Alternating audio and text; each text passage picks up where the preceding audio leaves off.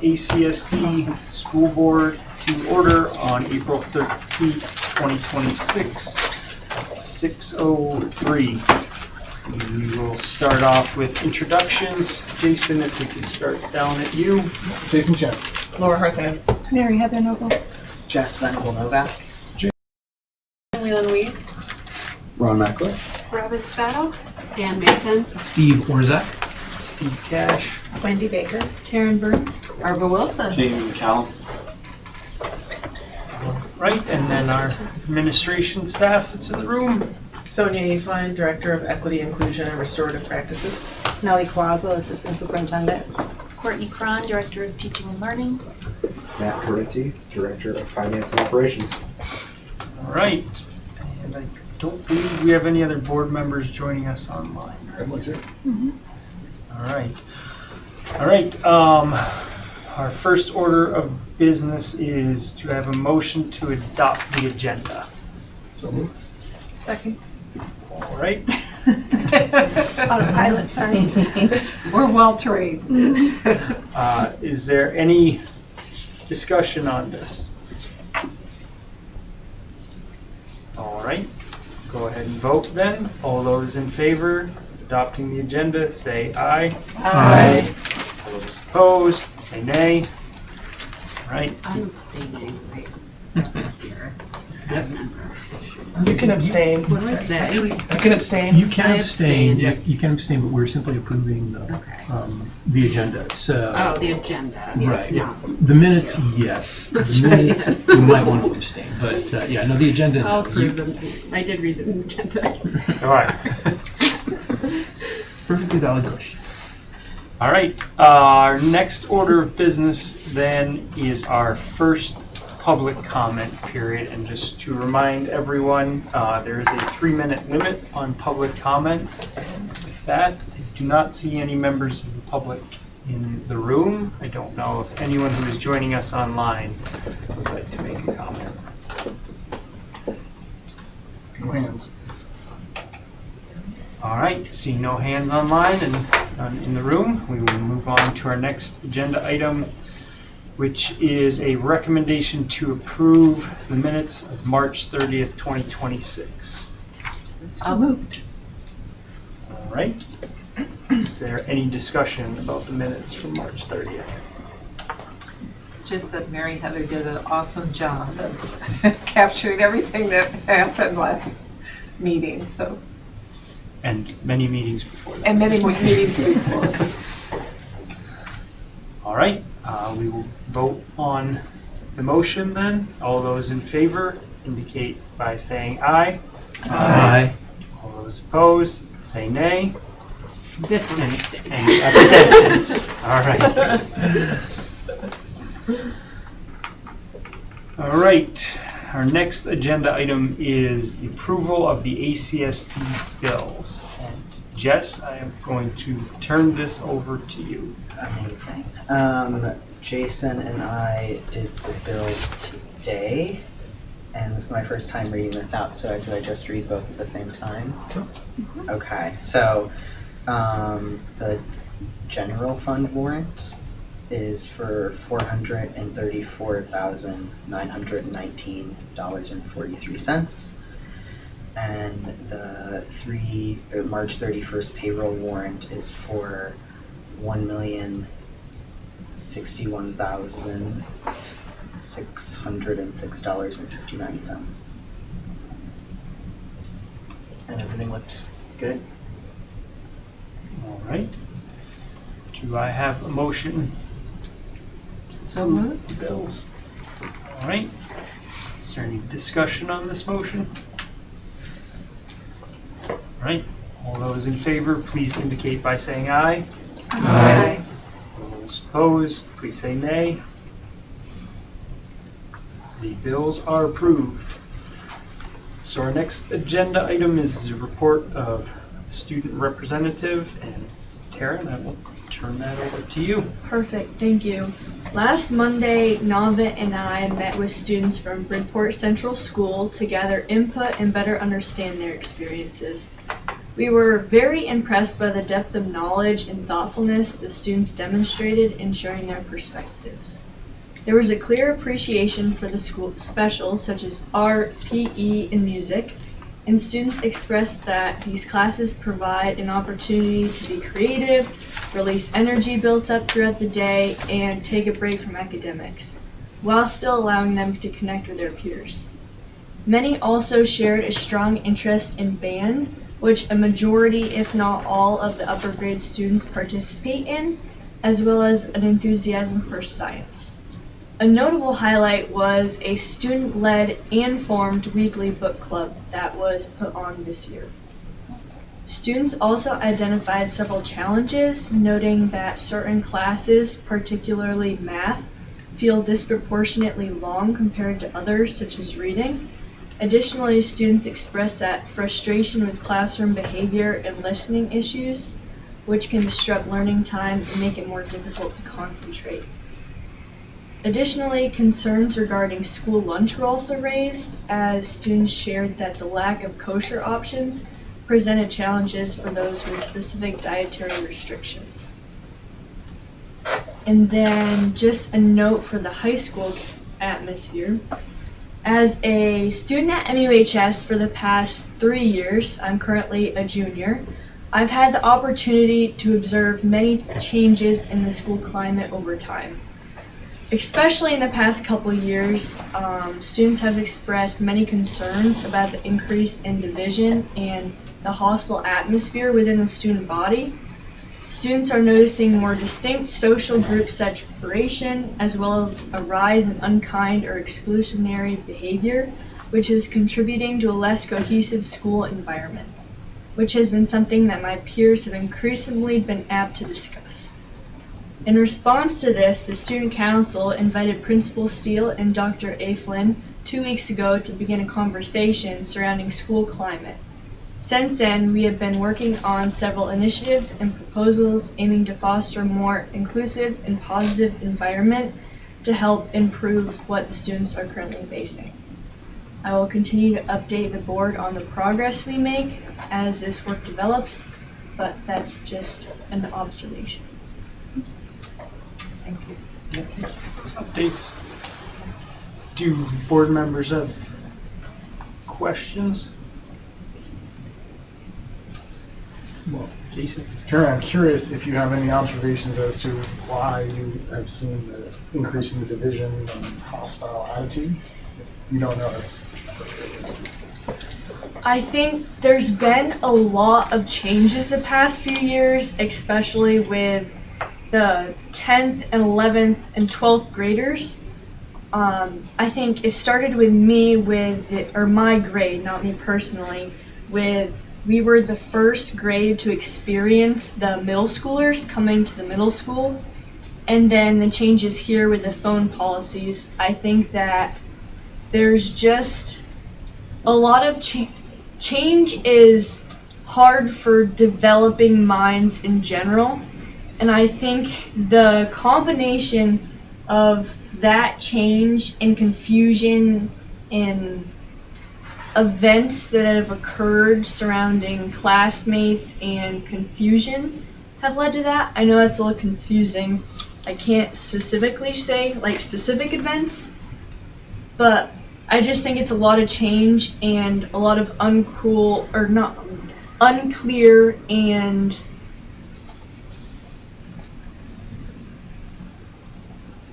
interesting rules.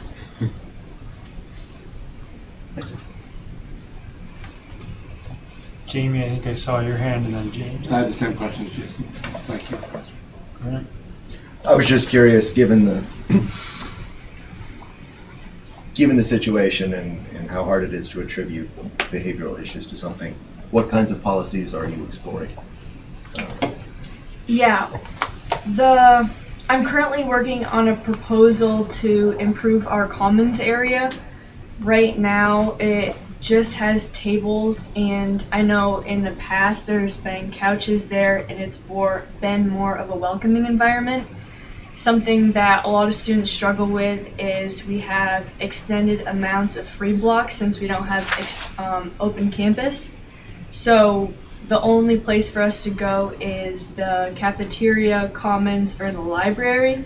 And the library is the only place with flexible seating options, which is hard because it creates a lot of noise for the groups that want to connect with their peers and express their feelings, but it's also supposed to be a quiet environment, while other spaces don't really provide the environment for that kind of work. Thank you.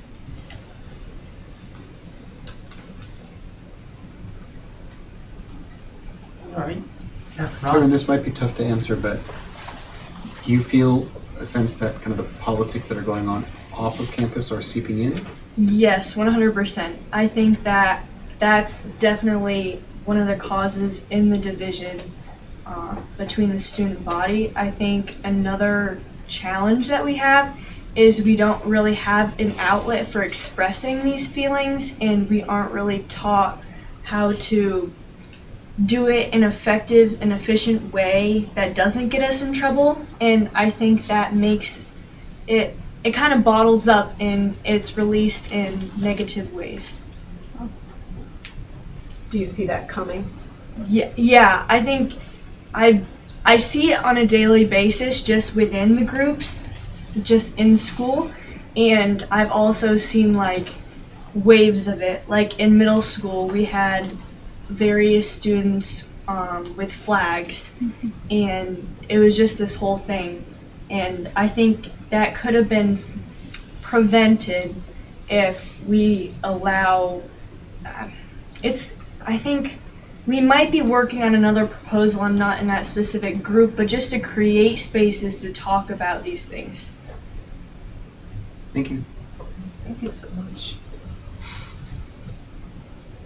Yeah, I think I speak for others on the board. I really appreciate you coming and sharing your perspective on these with us and being willing to answer questions about it, so thank you.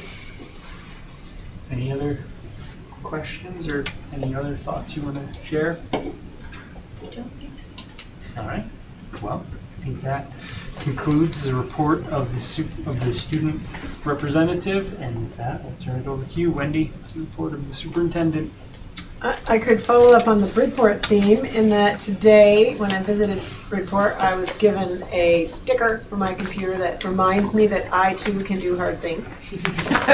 So I asked if there were 14 extras, and they said no, this was the last one. So I'll be auctioning this off to anyone who is feeling dire.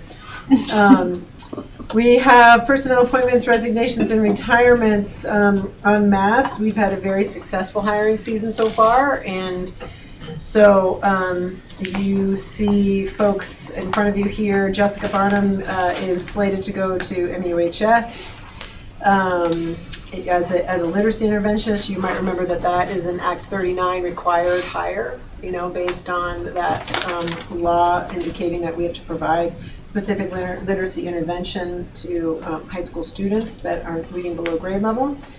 Other things that I could point out that might be just sort of, so Kate Cunningham on the backside, number 8, is she's appointing an after-school coordinator. So this is a risk on my part. It's an unbudgeted position.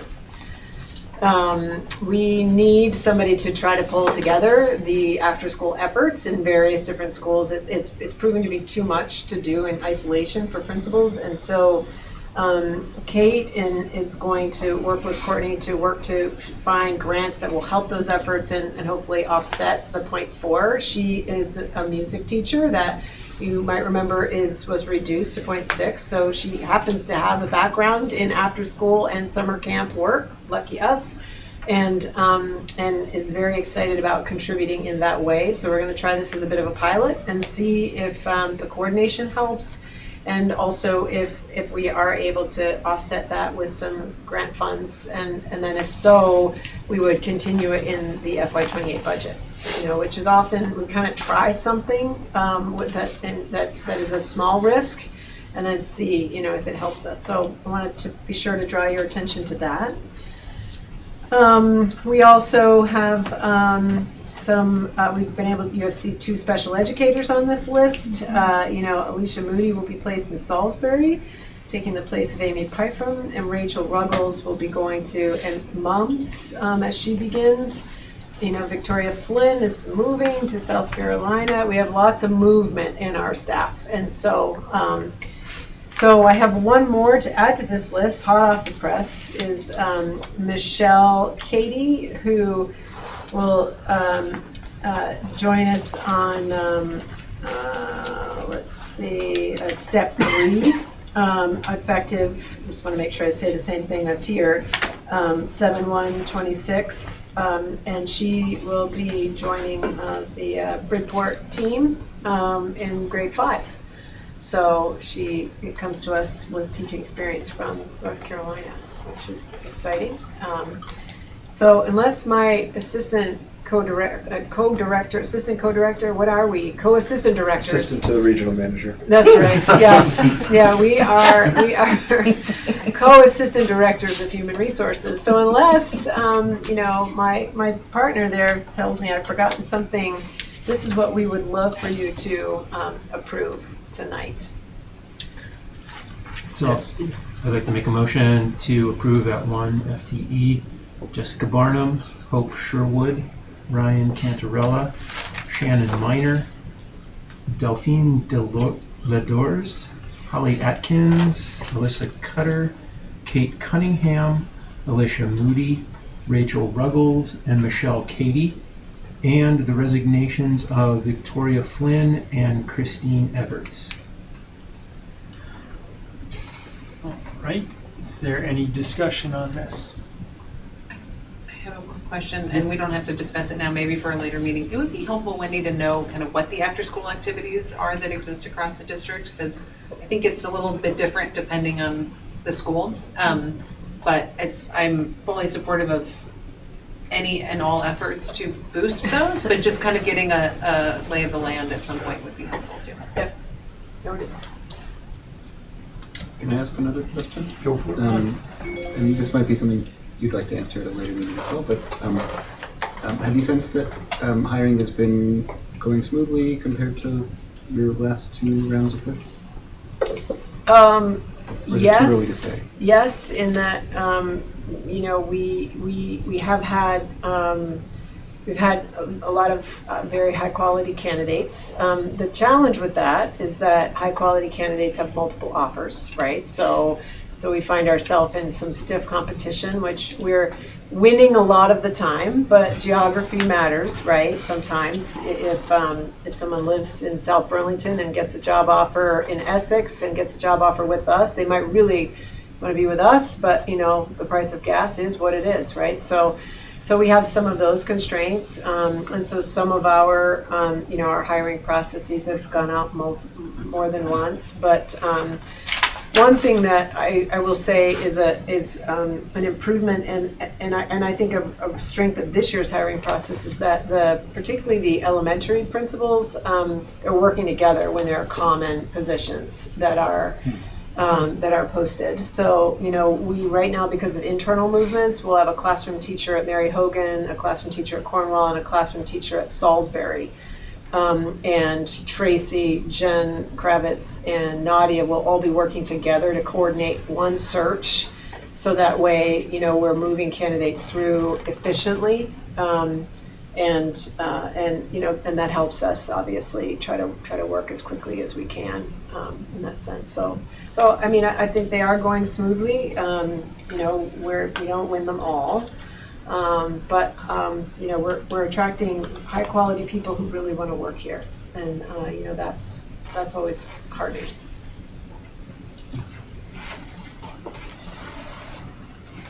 Any other questions or discussion on this motion? All right, we will vote on the motion then. All those in favor, please indicate by saying aye. Aye. All those opposed, please say nay. Is there any abstentions? Yeah. Right. So the next item is just an update. As you know, voters in ACSD voted to go ahead and close Ripton Elementary School, and the town of Ripton has voted to appropriate the funds to be able to run the building. So Matt in his Director of Finance and Operations hat, and I and Bruce McIntyre, who is our Director of Facilities, have begun the process of meeting with the select board in Ripton to kind of talk through how best to approach this. I let you know in the last weekly spotlight that they have appointed a kind of transition coordinator, which is Lori Cox, who was a former select board member, that we worked fairly closely with as we were moving through the process of determining sort of how to approach this and what to do. So we have retained legal counsel. We have our second meeting tomorrow, and based on that, it's likely that you will have some documents to review. If it's all right with the executive committee and the agenda building, probably your first meeting in May, and we will do that in executive session regarding the transfer of commercial property and all the things that go along with that. So we'll begin to bring that to you with enough shape so that you can understand kind of maybe where we are, and yet with plenty of room for the board to express its desire and opinion about how best to handle the circumstance. I will say that generally speaking, we're very much in alignment with each other, in terms of where to go, so it's been a good process so far. Just wanted to highlight that. Yes, Steve. I know that when the initial discussions were happening, that there were quite a few questions. Are those being resolved? I mean, like things like fixtures and furniture and contents of the building, and things of that. We broached some of those in the first meeting, and everyone had a little homework to do, and so we'll broach a few more of those, and if we sort of are feeling like we have a path forward, then we'll go ahead and give our council the green light to prepare documents that go along with these pieces. And we're going to ask him to come and be with you in that executive session so that you can ask all of those questions to him, because that at that point, becomes more of that type of a discussion, so that you'll be well supported in thinking through those various pieces. Yeah. Okay, if there are no other questions, we can move on to the legislative update. Last spotlight last week, I let you know that H 955, which is the Educational Transformation Bill that has come out of the House Committee on Education, came out. So they did get something out of committee, and it sat in Ways and Means. Today's spotlight breaks down some of the really important elements of that. For context, it came out of the House Ed Committee at 45 pages, and it now stands at 101. So House Ways and Means had a lot to add, and I could speak to a number of different elements of that if you like, or just kind of talk broadly. But usually we leave a piece in the superintendent's report just to be able to catch up on where those things might be. So I'll pause here to see if anyone has some direct questions around that. This might be totally stupid, but without getting into the details, that's a lot of additions from Ways and Means, which is a fiscal committee, for a bill that I don't think contains a lot on fiscal explanations. It does now, and I think the main crux of the tension, I think you might be feeling, Ellen, is that the turn that this has taken is that it means that if 955 is passed, the foundation formula no longer relies upon district maps, that are adopted. If you remember right, in Act 73, there had to be a set of maps, right, which people have been able to think of little else other than what lines could be drawn on maps. And that the foundation formula would not be set in motion until there was a list of district maps that were essentially resulted in the state's efforts to redistrict, right, forced mergers. So because 955 now focuses on voluntary mergers, it is decoupling the foundation formula from an establishment of forced mergers. And instead, a lot of the language that they added speaks to things that will be done so that a foundation formula, which would essentially be worked on by a yet-to-be-elected legislative body, right, because this is the second year of the biennium, that they would have some very specific guidelines as to how to approach it. So, for example, the amount of support relative to maintenance of effort in special education is codified in law, and the amount of support relative to how CTE will be handled has to be codified in law before it is in a foundation formula, which essentially means that any of those pieces have to go through a public transparency effort in order to be discussed and debated properly, so that a foundation formula doesn't get worked out at the last minute in some way that the public really doesn't understand. So there's a lot of that language in there that relates to that. There are conversations, about reserves and how we're going to manage that, about capital debt and the taking on potentially of about $400 million of capital debt that was incurred prior to December of 2025 at the state level, so that districts, that are forming are not held responsible for that. So, and then there are also other tax pieces in there as well. So I think their intent, if I'm understanding it correctly, is that they're willing to go along with this approach. However, then we need to get a lot more specific about what has to happen before a foundation formula can be implemented. And that is really the bulk of the extra pages as I read them. Does that feel prudent to you? Yes, it does. There's one detail that is interesting, and I hope we learn more about, and that is that the voters are supposed to be voting on any voluntary mergers that study committees find to be advisable by November of 2028.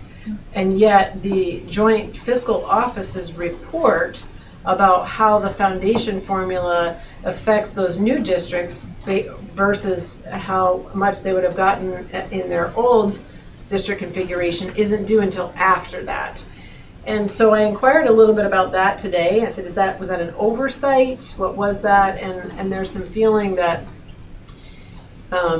if that report was issued prior to the vote, then that money might actually impact the vote. For example, if one of the districts is slated to lose a lot of money, maybe everybody else would say, well, we don't want to merge with them.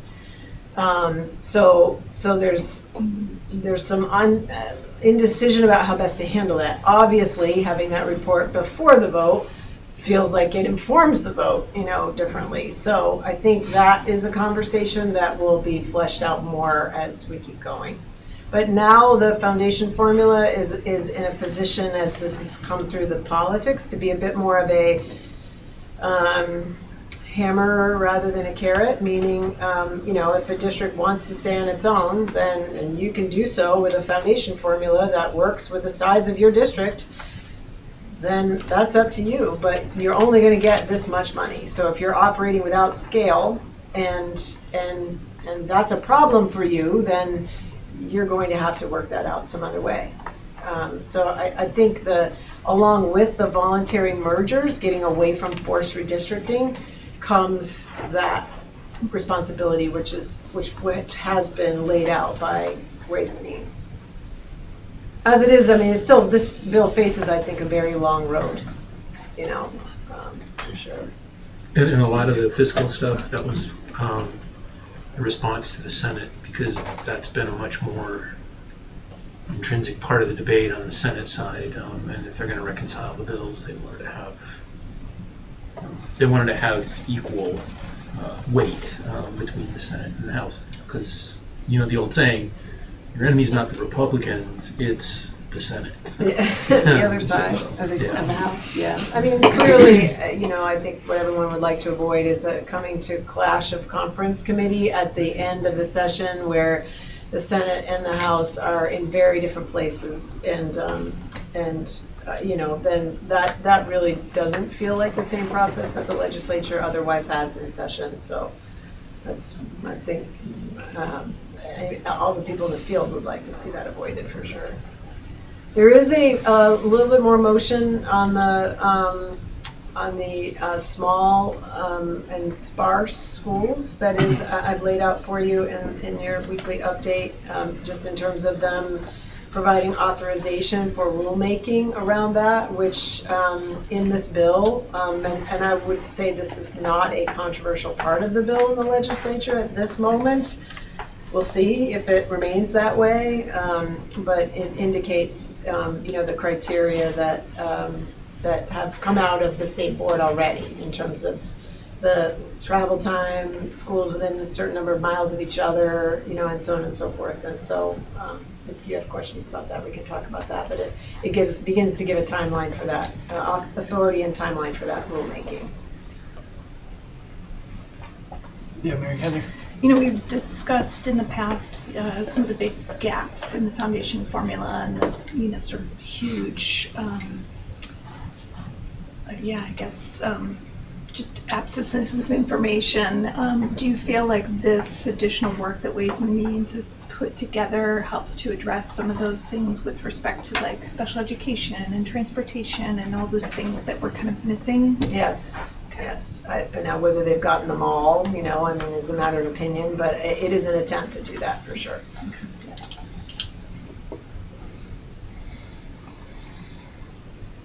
You know, CTE is a good example. You know, if we don't understand how we're going to fund CTE, how can you make a foundation formula that is going to work if we don't understand whether that's coming out of allocations to districts or it's being pulled out and funded separately, or, you know, so those are the type of new board members, the big questions that, you know, still are out there before we can figure out something. Any other questions? So we'll keep talking about it, but that's kind of where we are right now. I think that's generally it for the superintendent's report, unless you have any other topics that are really important from here. Okay. All right. So next we will move into the report of the board chair. And I will start this first one off and definitely encourage Wendy and Barb to share any perspective they have on this as well. Wendy, Barb, and I met with AOE personnel on March and Courtney on March 31st, including Secretary Saunders from the AOE. I will give kind of my very high level rundown, and then, as I said, Wendy and Barb can explain more in the details, I think. There's kind of two main takeaways that I understood from that call.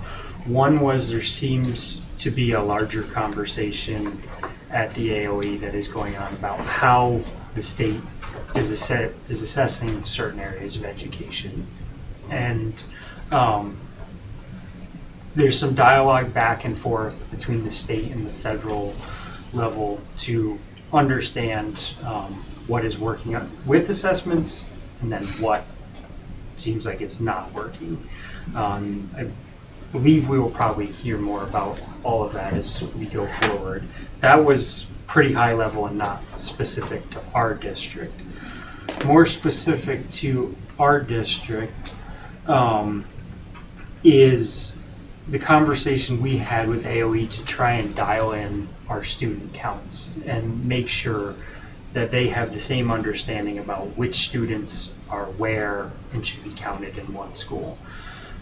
On the face of it, that sounds like an easy task, but I'm sure for all of you that are in education, there is a whole lot of details that go into that. I see Steve shaking his head next to me. It certainly was a learning experience for me to listen to some of the folks at the AOE explain how they were approaching stuff and hear from our district the work we were doing. And so I think there's just room there to sort out exactly what students get counted where and when. I don't know, Wendy or Barb, if you have anything you want to add. No, I think that was well, and I think it sounded that you, Emily, I'm sorry, Courtney, thank you, that you were able to get confirmation of where people were and how they did the data. I got a little more understanding about what they call their reportable data versus their accountability Yes. data. And then Owen Prescott, our data systems manager, and I had a follow-up meeting with somebody they refer to as their data guy. I can't recall his first name at this time, but we went through all of our students one by one at Shoreham Elementary again to understand which students were being counted where and why. And I think our big takeaway is we know a lot more about what the AOE does with a student's scaled score from the VT-CAP once they get that information and how they're categorizing students into these reportable versus accountability categories. And the data they're sending out also relies on the validity of data that districts send them.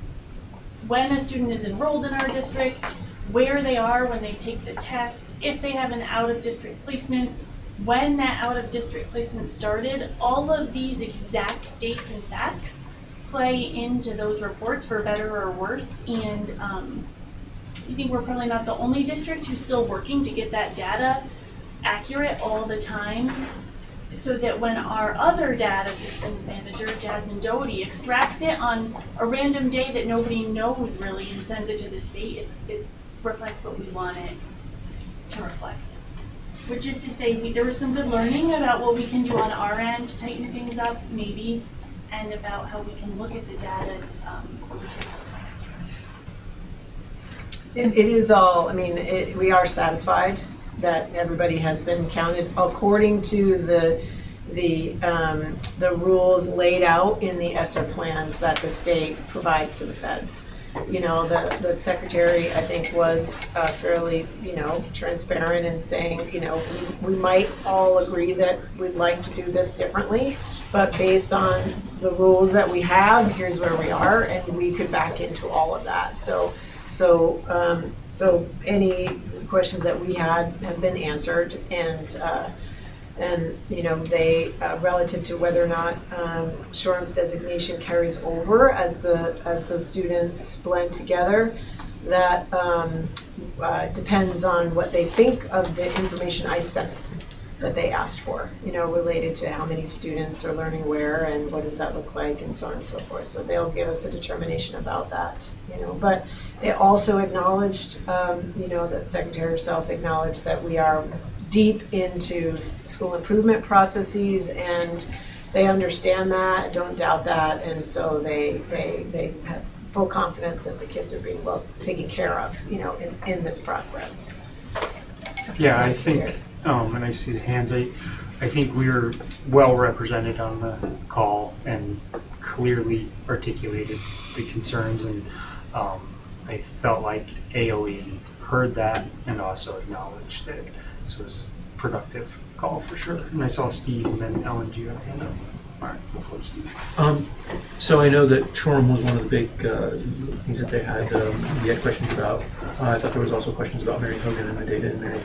So Mary Hogan fell in with all of the rest of the state, where the way that the state was determining equity gaps, which leads to every accountability determination below comprehensive supports, which is what we're talking about with Shoreham Elementary School. The way that we were doing that actually was not in alignment with the federal expectations for how that system should have been set up. And it's interesting because a number of us said, well, wait a minute, why is FTE count in here? And what is that, right, as we're all beginning to unpack that. And I think it's some of that dialogue with superintendents in the field that led them to go, why is that in there? And so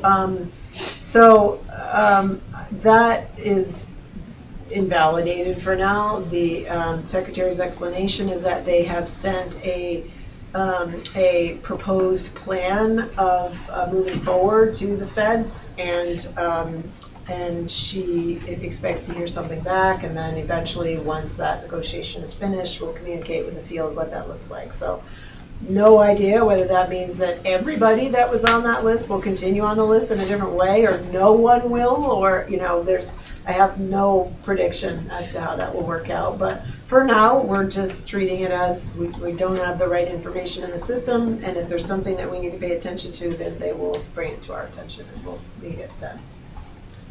Yeah. I was just curious if with our new changes in C30 and a small, but some kids now attending schools, new schools, or families of different towns sending their kids to other schools, if that's something to pay attention to in this confusion around keeping track of where kids are taking tests and when. Shouldn't be. I mean, unless, one of the things that we found out was that you need to be enrolled in your school by October 14th in order to have your performance on a VTCAP count toward accountability. You're going to show up in the portal as you've taken it and how you've done, which of course is the important thing, or how is the program doing and what might we be thinking about as much as we consider those results for program improvement. But for accountability purposes, the AOE doesn't add anybody that wasn't there by October 15th. So if you came on October 16th, October 14th, so October 16th, then your score does not count in our accountability index, which was news, right? Yeah. That was new information. So I know this has probably been very clearly laid out in a 1,000-page ESSER document that was written in 2017 and submitted. However, it certainly got by me and many of the others that we're talking about, because maybe we just come through an era where it wasn't as much of a conversation, so we're getting on the right page now. Courtney, did you want to add something? Kurt said if I spoke again, I had to come over here, so I'm just gonna come over here. But, I can't vouch for the validity of that, but yes, certainly. I just Kurt asks you. wanted to add to what Wendy was saying, that in response to Ellen's question, the reason Wendy just sent a bunch of information back to the state is that when a school does have comprehensive supports, which is what Shoreham has been designated with, those monies follow the students in that school. And so to your question about C30, what I heard the state saying a little bit was, with schools merging and closing, they haven't really thought completely through how these monies are gonna follow students as they go to new places, and they haven't told us yet exactly how that's gonna work. Fantastic. Ellen, to answer your question directly, I would agree with Wendy's. It shouldn't, but I would say it could. Yes. Kind of my understanding. Like I said, there was a lot of nuance and details that I was listening to and just trying to understand how complex all of this is. But I would love to add, just on top of what Wendy's already said, it felt really good that they really acknowledged how our district has focused on outcomes, and we're not being told to do it, we are already doing it. So I think that was really important. So, the work and the hard decisions that have been made, they were very, very complimentary and supportive of what we're doing.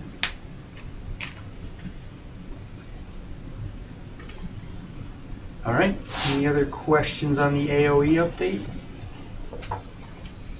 All right, we will move on in the report of the board chair. The next agenda item is an action item, and that is the adoption of the board norms. And I believe Jason had it up on the screen for a moment. You can also find this at the end of your materials. Don't know if anyone has a motion prepared.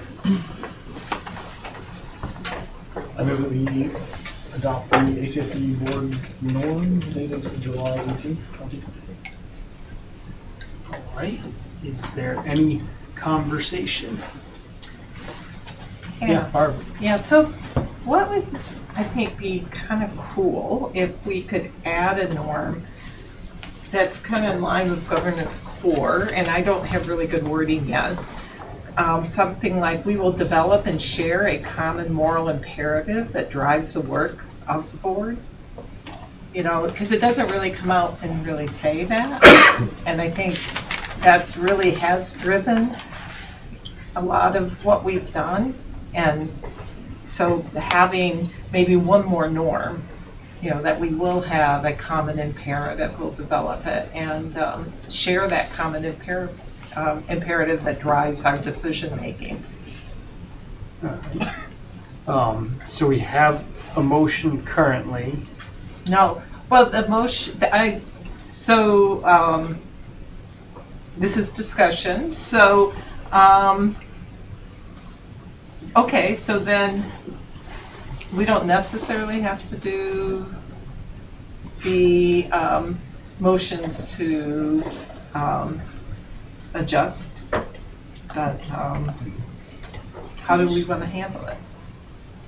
Can I ask a question on Yeah. the proposal, Barb, Yeah. before we get into the, can you say more about, I know you're just thinking out loud, but there's something about the use of signing on to like a common moral imperative that makes me a little nervous, but I don't know if that's, if you could just expand on that a little bit, or how that would. It's basically what's in here. You know, like if we read the first chapter, it talks about how boards are effective is that they have a common moral imperative, Got it. which is centered really around the kids. And I would say that maybe we might want to lift more language to define Sure. what the moral imperative is, so it doesn't feel like just undefined amorphous moral imperative. But that's Sure. great. I haven't read the governance core in a while, so it's good to remember that language. Yeah, Jess. I have an unrelated comment, just that. I think that there is a typo, or like the second half of the third one is the fourth one. Yeah. So I think that was a mistake. So where it says we will operate in a respectful, collegial, friendly atmosphere, we'll use humor as appropriate to better help us work better. And 3 is number 4. So I think we could take it out of number 3. Thank you, Jess. Yeah. I was just, what's in the board, Board, is it matching not. what's on the screen? Oh. So I was Yeah. trying to align the numbers and that Just explains kidding. it. This is not what, What's in the materials is different. yeah. Yeah. Than what you got up here. Oh, that's what was attached to the email. Oh, so which one are we looking at? The one on the. so this is the one that Steve sent out. That's one I brought up. Which is different than the one that's in the materials. Okay. This is the one I moved to enact. And the date on this one, July 18th. May 9th, July 18th. So Steve sent us an email on April 1st, and it's attached to that email. If you're in your board email, the one that's on the screen is. Can we make it a little bigger? So it looks like the one in your packet was the first version. It was the first That's version. And this second is the version. second version. All right. So the board norms we are discussing are the ones that are on the screen, not the ones you have Okay. in your packet. And the ones on the screen have the mistake.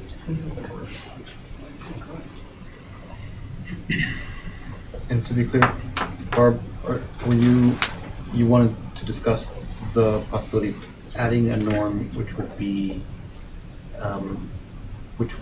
yet to be defined, like agreeing to agree upon a yet to be defined moral imperative that would drive our work as a board?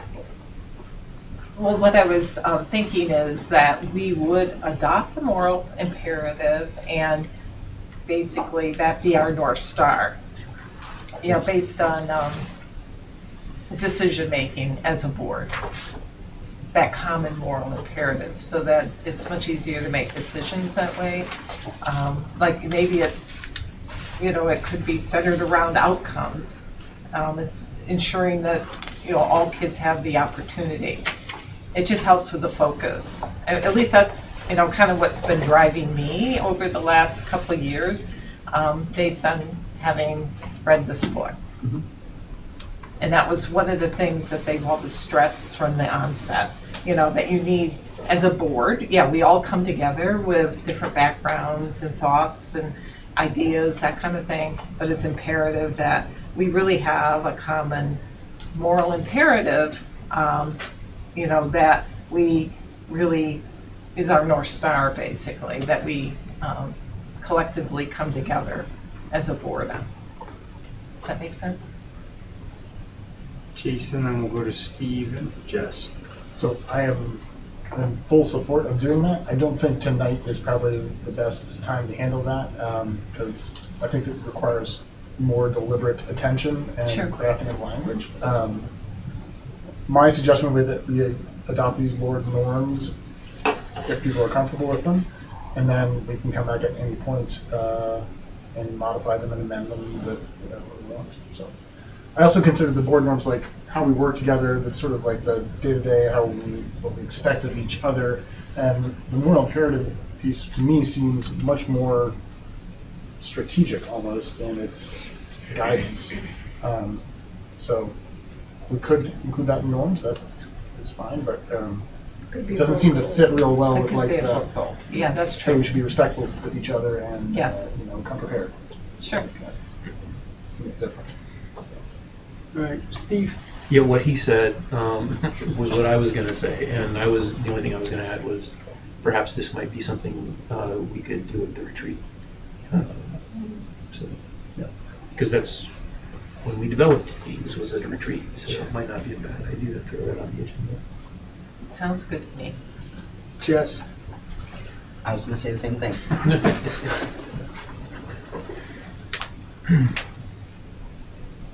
All right.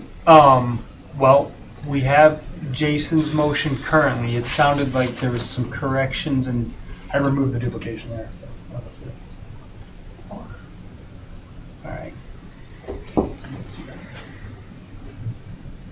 Is there more discussion on this?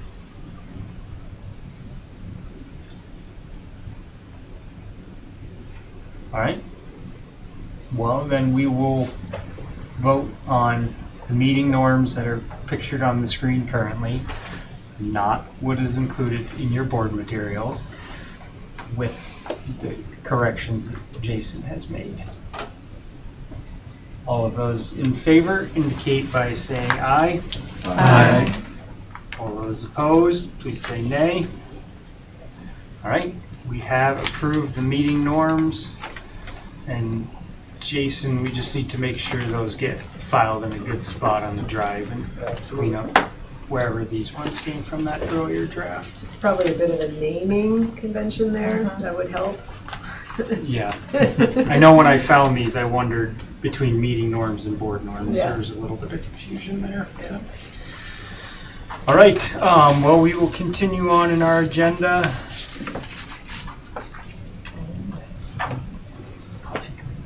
Yeah. Barb, I definitely encourage you to circle back on this topic and, yeah, Sure. come back I will. with something about the moral imperative and we can continue the conversation. All right, so our next item is to vote on to exceed policy committee limits.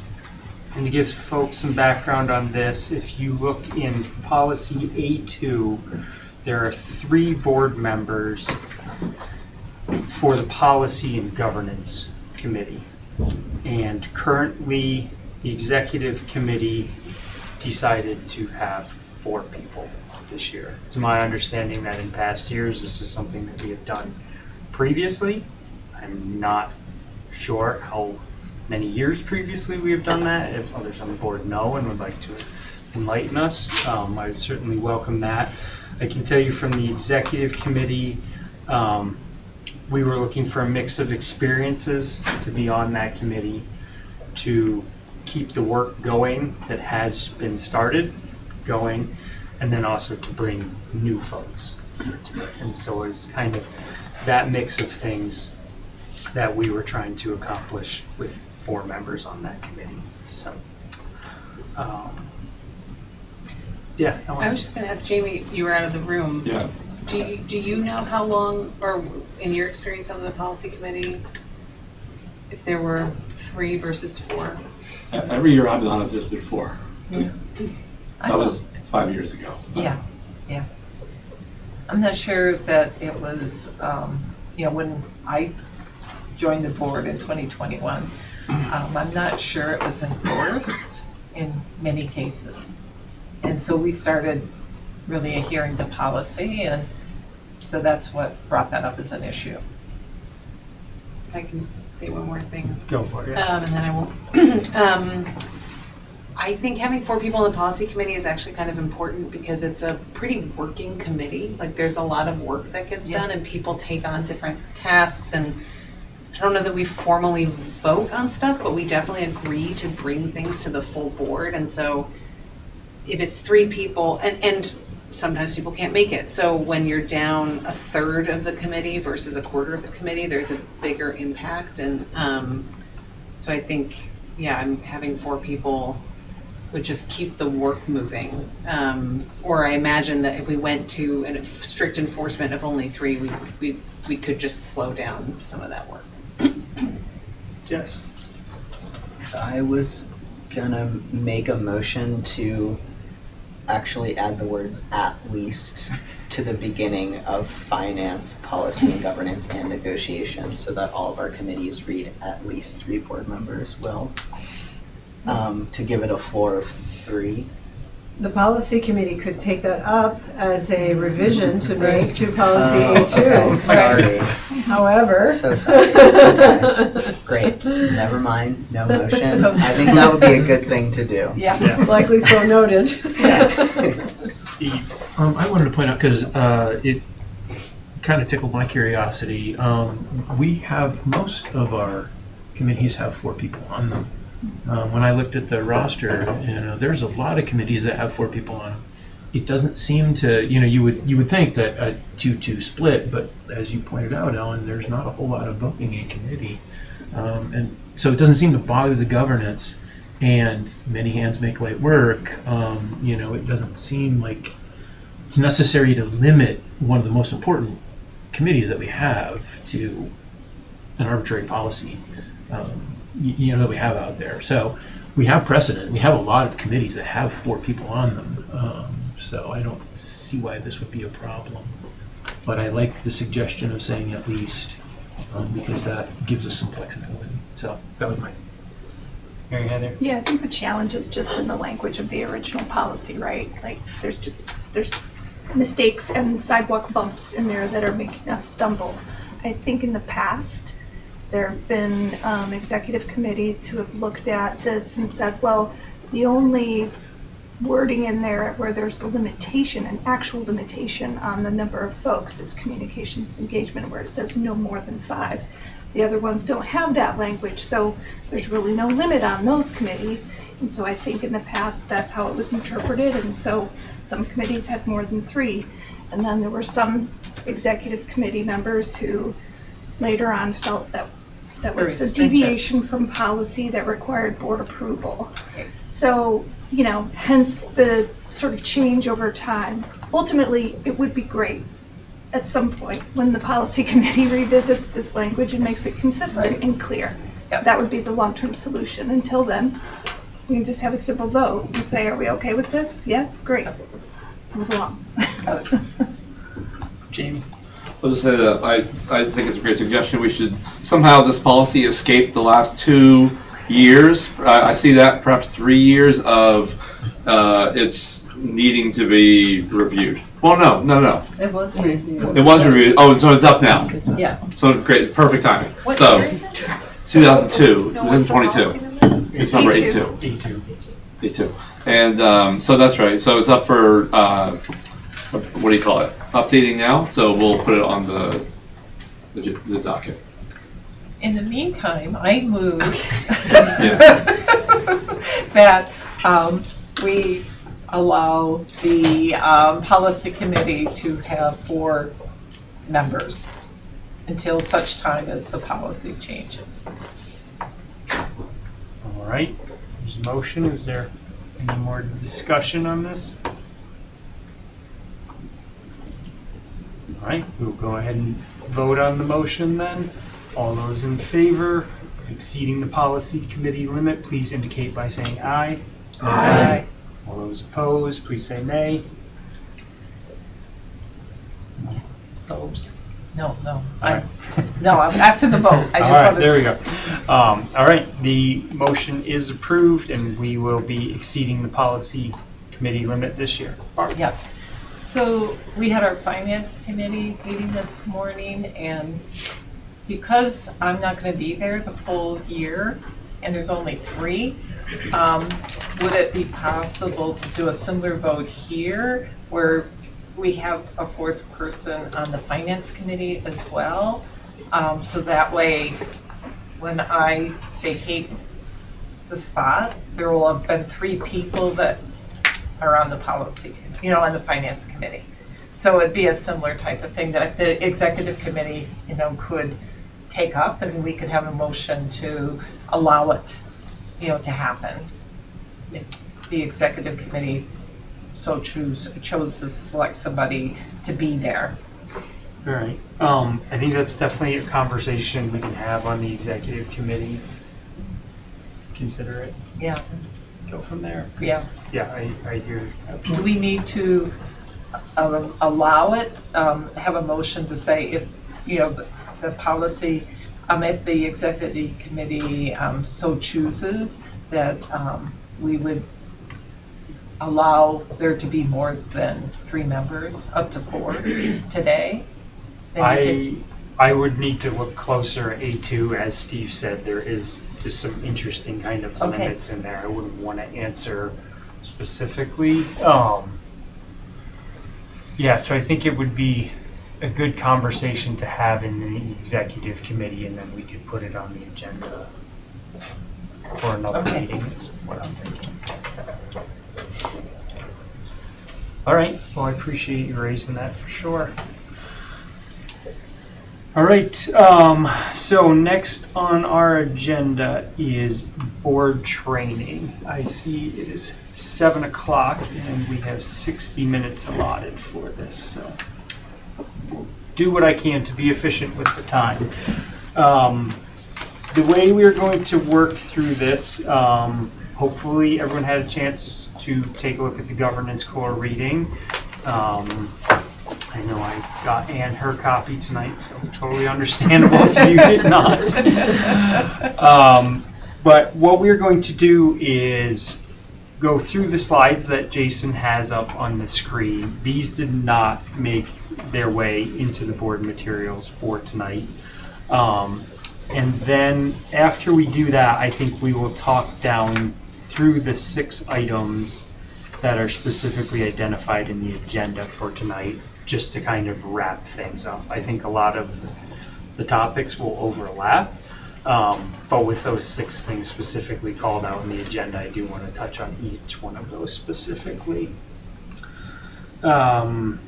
And I think this will be a pretty open conversation. Obviously, as you all know, I've only been in this role for so long, and there are many people sitting next to me that have been on this board for longer than I have, and I encourage people to jump in and share your feedback and thoughts on this.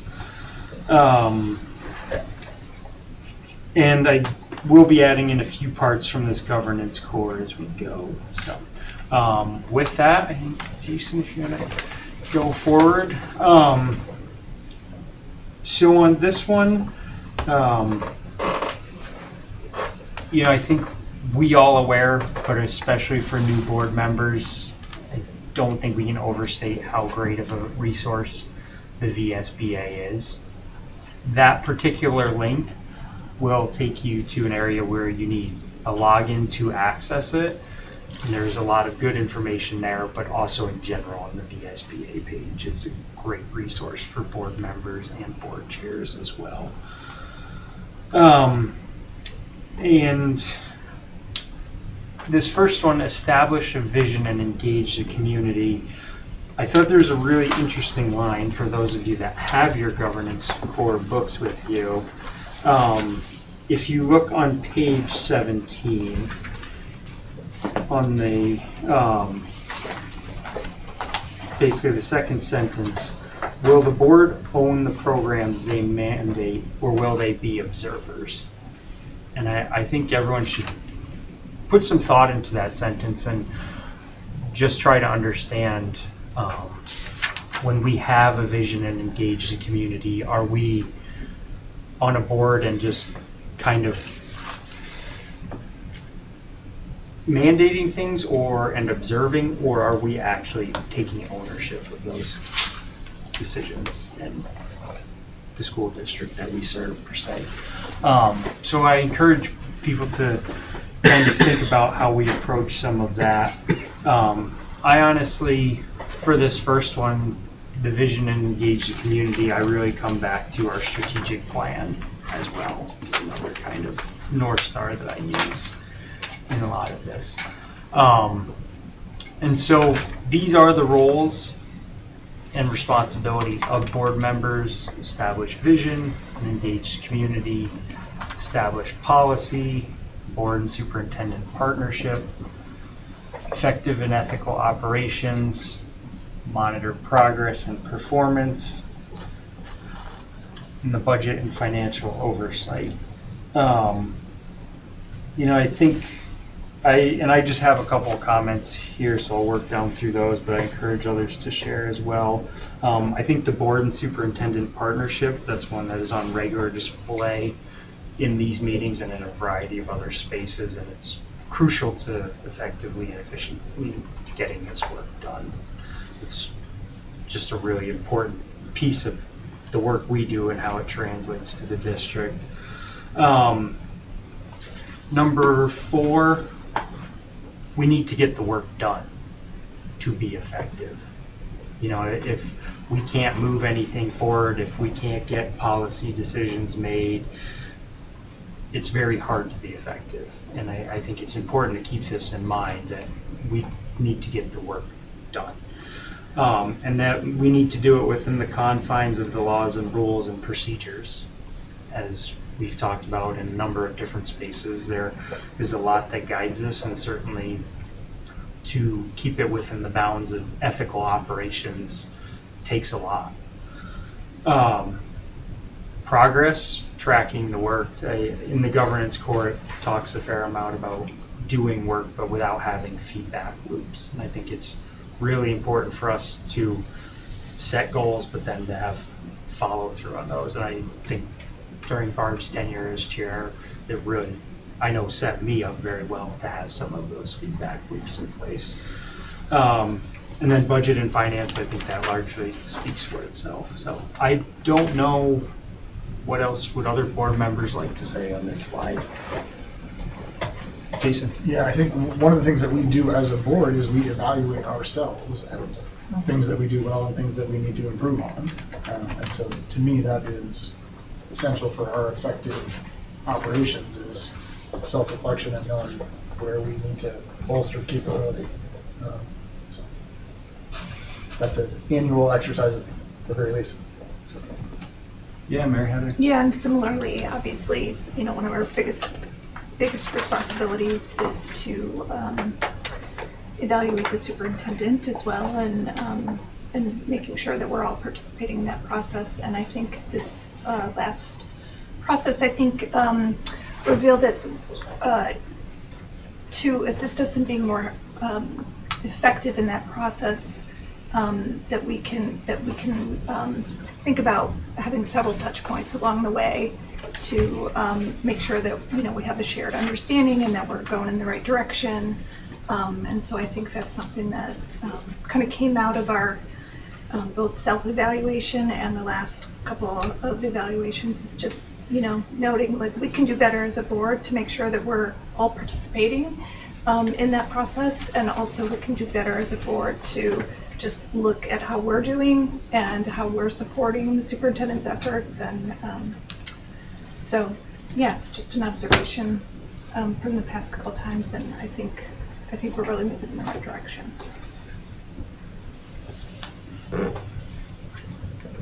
Board member comments or questions on any of these?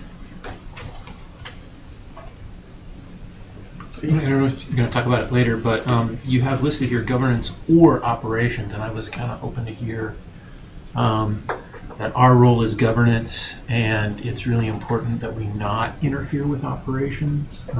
So there have been issues in the past where people have gotten involved in either individual schools or central office things where we're kind of getting into operations. So there's this bright line that we hire the superintendent, and that's our one employee. And we don't participate in evaluations. We don't, and the reason is that we are the court of last resort. We have to stay clean because the last point of appeal is the board. And if the board has stepped in too early, or an individual member has stepped in too early, it taints that process. So someone may come to you with an issue, and you have to be very careful to say, I can't talk to you at this point. The proper way to do this is to follow the chain of command, which I know you're going to talk about later. And so operations, there is a pretty bright line out there that says we have our job and we need to stay in our lane. And operations has their job and we need to not get in their way. So. You got another slide that'll. Oh, okay, Yeah, sorry. And I also, the slides don't perfectly align with what's in the agenda, and so I think we'll go through the slides. Okay. And we will circle back through that, and I think it'll actually generate some good conversation and questions. Yeah, Ron? Quick comment. I just think it's interesting that the first directive there includes two different things, and the fact that they're joined together like that is really remarkable, right? So establish a vision and engage the community are kind of these two things that we are to do together and think about together. And Yeah. one thing for each one of those, if, as Steve pointed out, if you go to the VSBA website, there's probably a couple pages on each one of these topics. And this is kind of how the handbook that everyone should have gotten is organized around these that the VSBA sends, if you haven't gotten it already. Just to really help us see the scope of where we are and just how you organize the details associated with that based on the VSBA website. All right. Any other questions on this slide? We can move on. All right. So this slide has some important advice from the Governance Core book. In that book, they reference school board members as trustees. Different terminology, but the idea is the same. I think all of these are really good kind of base things to operate from. I think they largely speak for themselves. I will say on number 5, I encourage us all to accept the realities of governance. To be effective in this work, we have to work within the boundaries that are already established. However, I think we should also ask questions and strive to improve these processes and be more efficient. And so I when I read accept, I think we should just engage with that term. The other one I will say is that understand that time is your best friend. I know often we can feel like we need to make a decision or we need to navigate a specific area, but I can remember when I first started on the board, Barb drove this home to me and was like, time is your best friend. And I can remember watching Barb navigate tricky situations as the board chair where she used time effectively.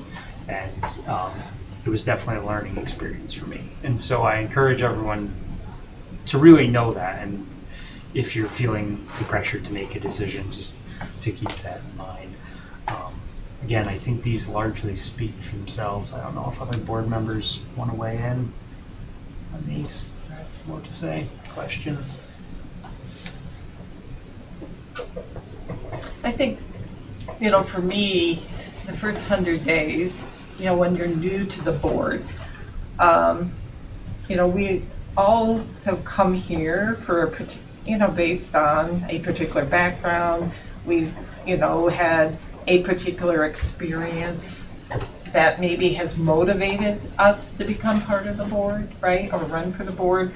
And I think those are important to kind of like put aside, because what I have found,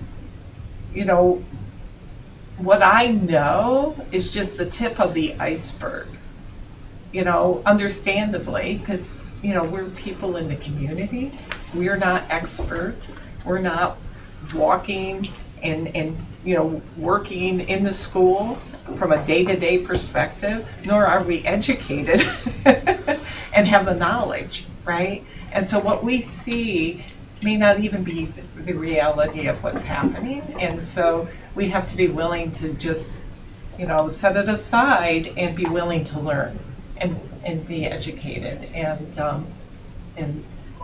trust that we have a wonderful staff and knowledgeable people that are really running the district. And it's really our responsibility to be setting that vision and direction for what needs to happen from a strategic perspective and what those outcomes are that we in targets. How do we know what success is, right? And how we get there, we don't have that expertise to actually, drive the boat, right? And make those day-to-day decisions. We just don't have that expertise whatsoever.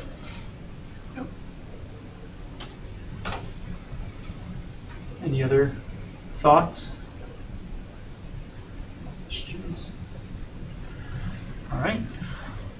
So this next slide, DQS, stands for District Quality Standards, and those went into effect July 1st of 2025. For those that read statute, you can find those in Title 16, Section 165, if you're interested. I do think it is helpful for us all to remember that a lot of the work we do is based in statute and is in law. And, it can seem kind of like there's a lot of gray area, but when you track some of this back, you can find it written down in statute. And so that's where the district quality standards live. It's general principles of good governance and provide boards guidance on their essential work. Governance priorities, governance protocols, and governance processes.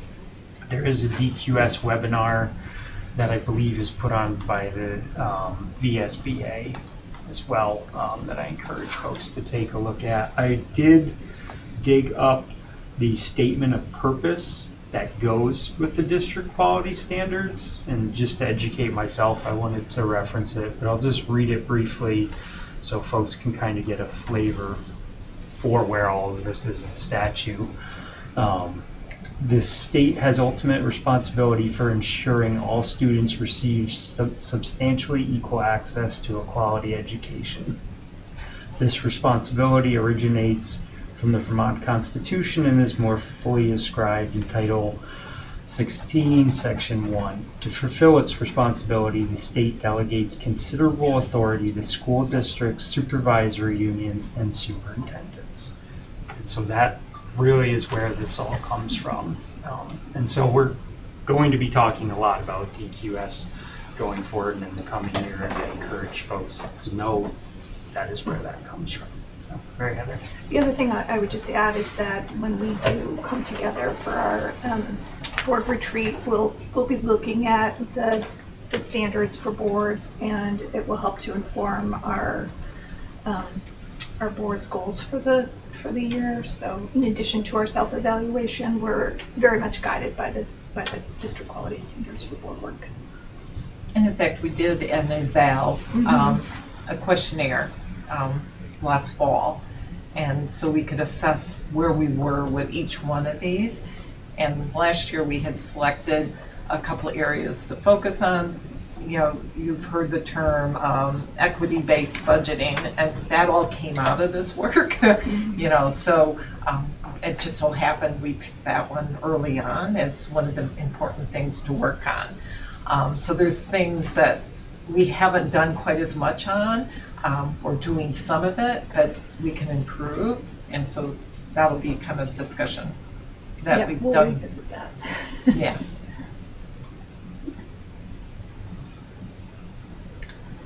Yeah, that one. Just to say it out loud, I'm looking at the district quality standards on the State of Vermont the AOE website, and just there's the language for the standards uses mostly the supervisory union / school district or SUSD.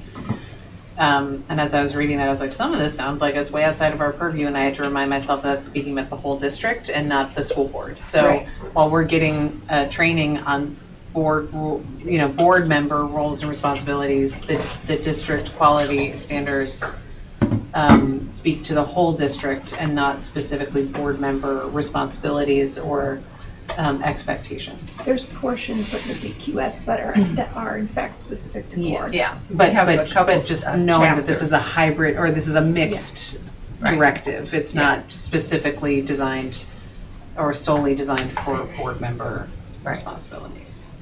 Yeah, we have our chapter in there that has our standards. Yes. Yeah, I do not know how long the district quality standards are overall. I don't know if you can figure that out, Ellen. This way, yeah. 29 pages. Real long. Yes, so there is a lot there. I just read one paragraph, perhaps. So, all right. So the next slide, board member roles and responsibilities.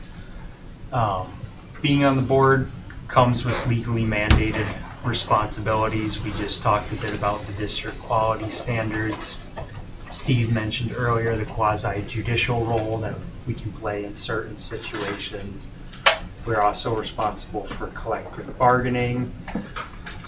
We need to make sure that we are conducting our meetings in accordance with open meeting laws. Identify how board work must be conducted within those meetings. Public comment, minute responsibilities, and then we also have responsibilities around executive session and certainly public records and being responsive to any records requests that we should receive. All good things to be aware of. We could spend a lot more time diving into this if there's things that are of particular interest to board members. We could definitely spend some more time diving into those. So Yeah, and each of since this is kind of a continuation of work I've done, anything underlined is a link, right? So it takes you to the source. So there's, and sometimes there might even be like a training materials or a webinar, that kind of thing behind it. So it might be nice if we could find a place on our website or, for this to be available so people can use it as a resource and go in and find it. Because so often our stuff gets put in a folder somewhere and it's hard to find out where it is again. Whereas if there was some place on the website that folks knew, then they can dig down into it. I could have a reminder about public records. So any communication that you offer as a board member is subject to a public records request, whether that is your personal email or the ACSD VT email that you have. So if, for example, Mary Heather as the clerk in the past has kind of been designated officially or unofficially, I'm not quite sure, as the person who responds when the board receives email. In that she typically does not express an opinion about the matter or whether or not that is something that, is an appreciated comment or an unappreciated comment or anything of that nature, so as not to predispose the board or, provide challenge. Should there be something that comes in the future? your individual actions, the board can be held responsible for your individual communications as board members. And that's an important thing just to pause on, so that way you're understanding that, which is different, right, from when you were just a private citizen just moments ago, for some of you. So if there are questions about that, it just might be important to just surface, what does that mean and what does that look like? Mary Heather. The other thing to consider is with respect to open meeting law, just a reminder to avoid copying or replying all, because replying all or working collectively in an email setting is still conducting a meeting that does not comply with open meeting law. So you want to specifically avoid replying all on things. The only exception to that is, for example, when the executive committee is preparing the agenda. That is not subject to that, and I think with respect to like actual scheduling questions, like are you available on Mondays at 4? That's not necessarily a problem, but anything that discusses content of your committee's work or the board's work through emails, particularly with a quorum of the board, is officially not in compliance with open meeting law. So just keep that in mind as well. That's also true of parking lot conversations and diner, meetings and grocery store bump-ins and things like that. Anytime you're moving the board work forward, if you are a quorum of something, that then represents an open meeting laws, which means a violation, which means a quorum of a committee or a quorum of the board. Itself. So it takes a little bit of getting used to, but those are important pieces. The other piece is like if you're working on something offline, like a shared document or something, you gotta be careful. So it's better to have like one person say like, hey, send me your feedback about this document, and it all goes through one person, rather than like adding comments and replying to people's comments on the shared document. That constitutes a discussion that you're having about something. But if you're not replying to people's comments, does it count? Do you have an example, Jess? Like if we're sharing, like Steve sent an email with attachments to the whole board, the end, like that doesn't count. That's fine. Right? There's no discussion. Yeah. It's Right, just a so dissemination what if of like I was to information. send something that was like, here's an attachment of everyone. That's fine. Yeah. Yeah. That's just a sentence. Yeah. Right, so it's like you can disseminate information, Right. it's just not discussing it. Yeah. Right. Yeah. I just saw something moments ago. Yeah, exactly. Yeah, I just don't want to like freak people out. It's Right. like you can send things to each other, and you can also like talk to other people as humans, just not 7 of us at one time together. We probably, just for reference, receive 5 public records requests a week. So, it's a thing, right? And people are very interested in various topics, and now with artificial intelligence, those, board meeting recordings, right, can be scanned. If there is a topic that is of interest to a national organization and the right number of mentions of the word shows up, then we will get a public records request for all email communications having to do with X. So, that is the world that we will be living in for a time, I imagine. And I think it's just important that we all know that, as you go. Laura? Just curious about the records requests, whether those tend to come from organizations or individual people. Yeah, some are, it's about probably half and half. Okay. Yeah. Purely curious. And some of them are spam. So there's tracking that down too. Yeah. You guys saw Ron and then Rod. I'm just curious if those, if as board members, our email communications are treated legally the same as kind of staff members. Yes, they are. Yes. Yeah. I will frequently ask Will to scan all board member email communications having to do with the following issue and let me know what there is out there because it relates to a public records request. I mean, so So it's important, you know, which also can be if you're forwarding information to people, right? You know, and so it's anything that can be seen as moving something forward in a way that is moving perhaps a conflict of interest with a small c and a small I, right? You're not gaining financially from the circumstance, but it feels like you are moving undue influence, or there's a situation that's happening that's helpful. And we've had actually a lot of really great success with public records requests. Some of them very tumultuous, that, you know, our records are typically pretty clean, and that's just an important thing to maintain, you know, as we keep moving forward. We keep everything on the ACSD email. Yeah. Highly recommend. Yeah. What is the retention policy? Like, how long is everything stored? Is that automatic, or is that something that we have to keep an eye on? Not sure, I don't know. Just thinking about your AI comment and retention, and we should just be getting rid of things if we don't have to keep them anymore. Right. Yeah. We have to keep certain records for at least 7 years. I'm not sure that About the the legislation emails. I don't talks about that. Well, an email that it lives on forever. It You know, does. I think it's But pretty it hard to- shouldn't, though. We have But even we have if an you delete obligation it, to not it's keep still things if they're there. not necessary, because it's a privacy. Yeah, you should. And if we get hacked, that puts us Hard at risk. delete So there after. should be retention in Yeah, place. it's hard to Yeah. delete.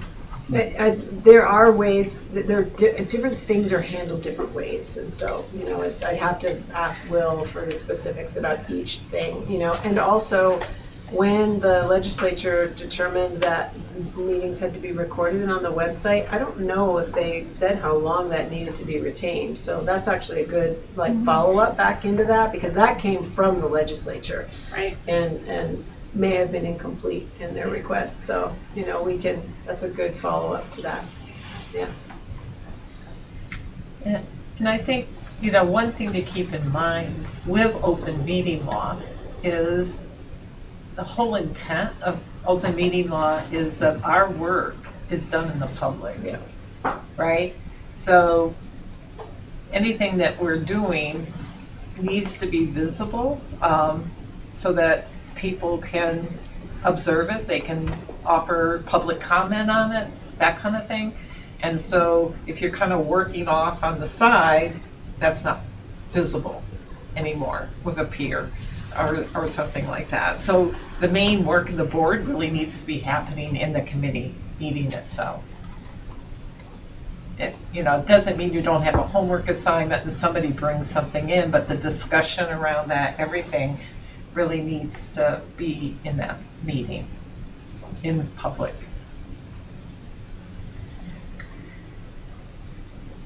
All right. The key thing about open meeting law is minutes for open meetings need to be posted within 5 calendar days, not business Right. days. So if you're responsible for that at the committee level, 5 days. The draft, yep. All right. Any other questions on this side, or? Yeah, let's move on. We're gonna go through each one of these? No, we are not going to go through each one of those. There's a link for each one. Yes, that is our list of That's the list. ACSD board operation policies. You can also find this on our website.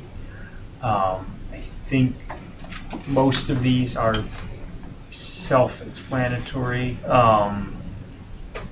Yeah, I encourage everyone to be aware of them, to spend some time with them and understand. Specifically, if you have a question, this may be a good place to start to get an understanding of, you know, what is the responsibility of a board member. So I encourage everyone to take a look at those. Uh-huh. All right. Steve's turn. And this slide, you can see in this Venn diagram on the left, we have everything the board is kind of responsible for, and that's in our wheelhouse. That overlap is where we mesh with the superintendent and operations. And then on the right, you see the operations wheelhouse. And Wendy, definitely if you have comments on this slide, you're welcome to add them to the conversation.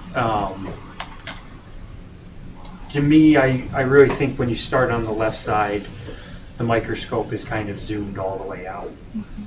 We're really looking at that big picture. There's really not many detailed things on that far left side, and then as we move across, things become more detailed. Ellen? Where would financial oversight fall? Is that in the center of the Venn diagram, or is that on the board side? I see fiscal resource management on the operations side. I would put that in there, and then I would put it under resource approval is where I would think that would live, is where I would understand it. It also could be in policy, relative to policies that you have that speak specifically to financial oversight and what that looks like. Also, the setting the overall outcomes and targets and ensuring that a budget aligns with that. It's in shared accountability, right? So we are accountable for following the applicable federal and state laws and regulations and accounting standards that go along with that, and we report that to you. You'll see the finance committee having a Q3 report, so that those things we're accountable for how money is spent and what that looks like.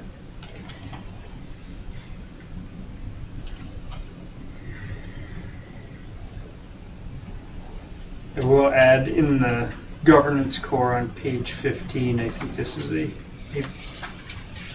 pretty simplified reduction, but there's the quote: simply put, governance is steering and management is rowing.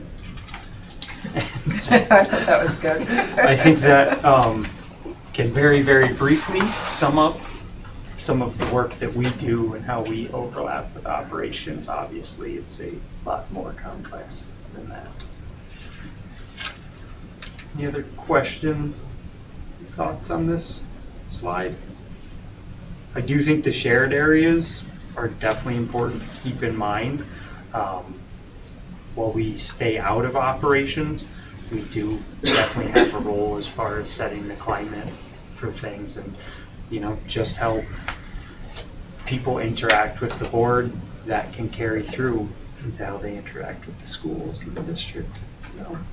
And we depend on the left side of that Venn diagram being done, because every day, multiple times a day, we're having conversations, making choices about which $10,000 thing to prioritize over a different $10,000 thing, and your vision and mission and outcomes that are in the strategic plan, your policies, the discussions we've had, the expressions that you've made relative to how resources should be spent, all of that comes into play in our conversations every day, multiple times a day.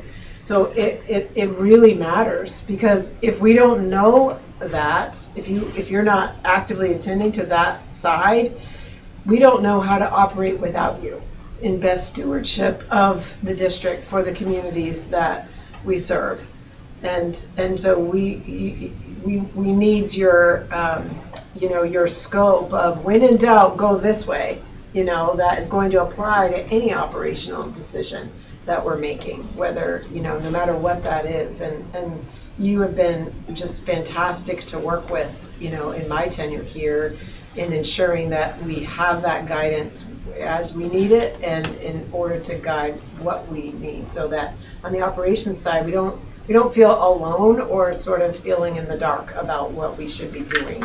It generally feels clear to us, and we know we can also come here if it doesn't feel quite clear, right? And we've done that on the operations side. We've said, hey, I'm thinking this is the interpretation. Is this really where you want us to go? And that's that partnership that has been really important to having us move where we've been able to move, I think. Mary Heather and then Ron. The other thing, just to follow up on what Dr. Baker was saying about just that partnership, all the things that kind of happen in the middle, and I'm thinking specifically of accountability with respect to whether it's financial resources or student outcomes. Obviously we have committees that have that charge. But, you know, that's in partnership with the administrative staff as well. And so as board members, if you have information that you need or questions, they really should be directed through the superintendent and not, you know, individually going to different staff and requesting that information as part of your board member role. That accountability is something I think, you know, needs to be shared, and we still need to work within the relationship that's established between the board and the superintendent. So that's just another thing to be mindful of. Go for it, Ron. Yeah. Or if it follows up. No, go ahead. Okay, so I was gonna just mention that, or somewhere between a question and a comment, is our communication and work as a board expected to be more transparent than your work as a staff? It's like, I can imagine that, you know, privacy issues are more, so our work, I understand why that needs to be transparent. We're kind of public servants. Well, you're public servants too, but we've been elected by the constituency and we're working in their name, and so it makes sense that it has to be fully transparent in ways that your work probably can't. Perhaps. Can you think of an example? You know, staffing issues, or like, is this teacher doing their job properly? And I guess that's what I thought it was really useful that Karen brought up, kind of the climate issues that she's been experiencing and many students have been experiencing, and I think it makes a lot of sense to me that that's right in the middle there. And I wonder if there's a more regular way to make those issues come to a forum like this one where both staff and board members are present. Because I think those kind of things can probably go on a lot without people outside of not having a foot in the school every day knowing about it. So, I mean, I think if I'm trying to ferret out what your question is, remember, it's your job to create policy, right? So, and establish policy direction, you know, for us as we're moving forward around things. It's also your job to know if there are challenges that relate to sound administration, you know, that happens within schools and so on and so forth. And in my experience, when there are challenges, everybody knows about them. And you know, I don't think that our district is any exception. I think our district has actually had many years where there's lots of conversation, you know, around things, you know, that are bubbling up from the surface. It doesn't appear to me that those things go unnoticed in our district. They might in a larger district, you know, I suppose, but not necessarily in ours. And I would say that there is transparency in our work.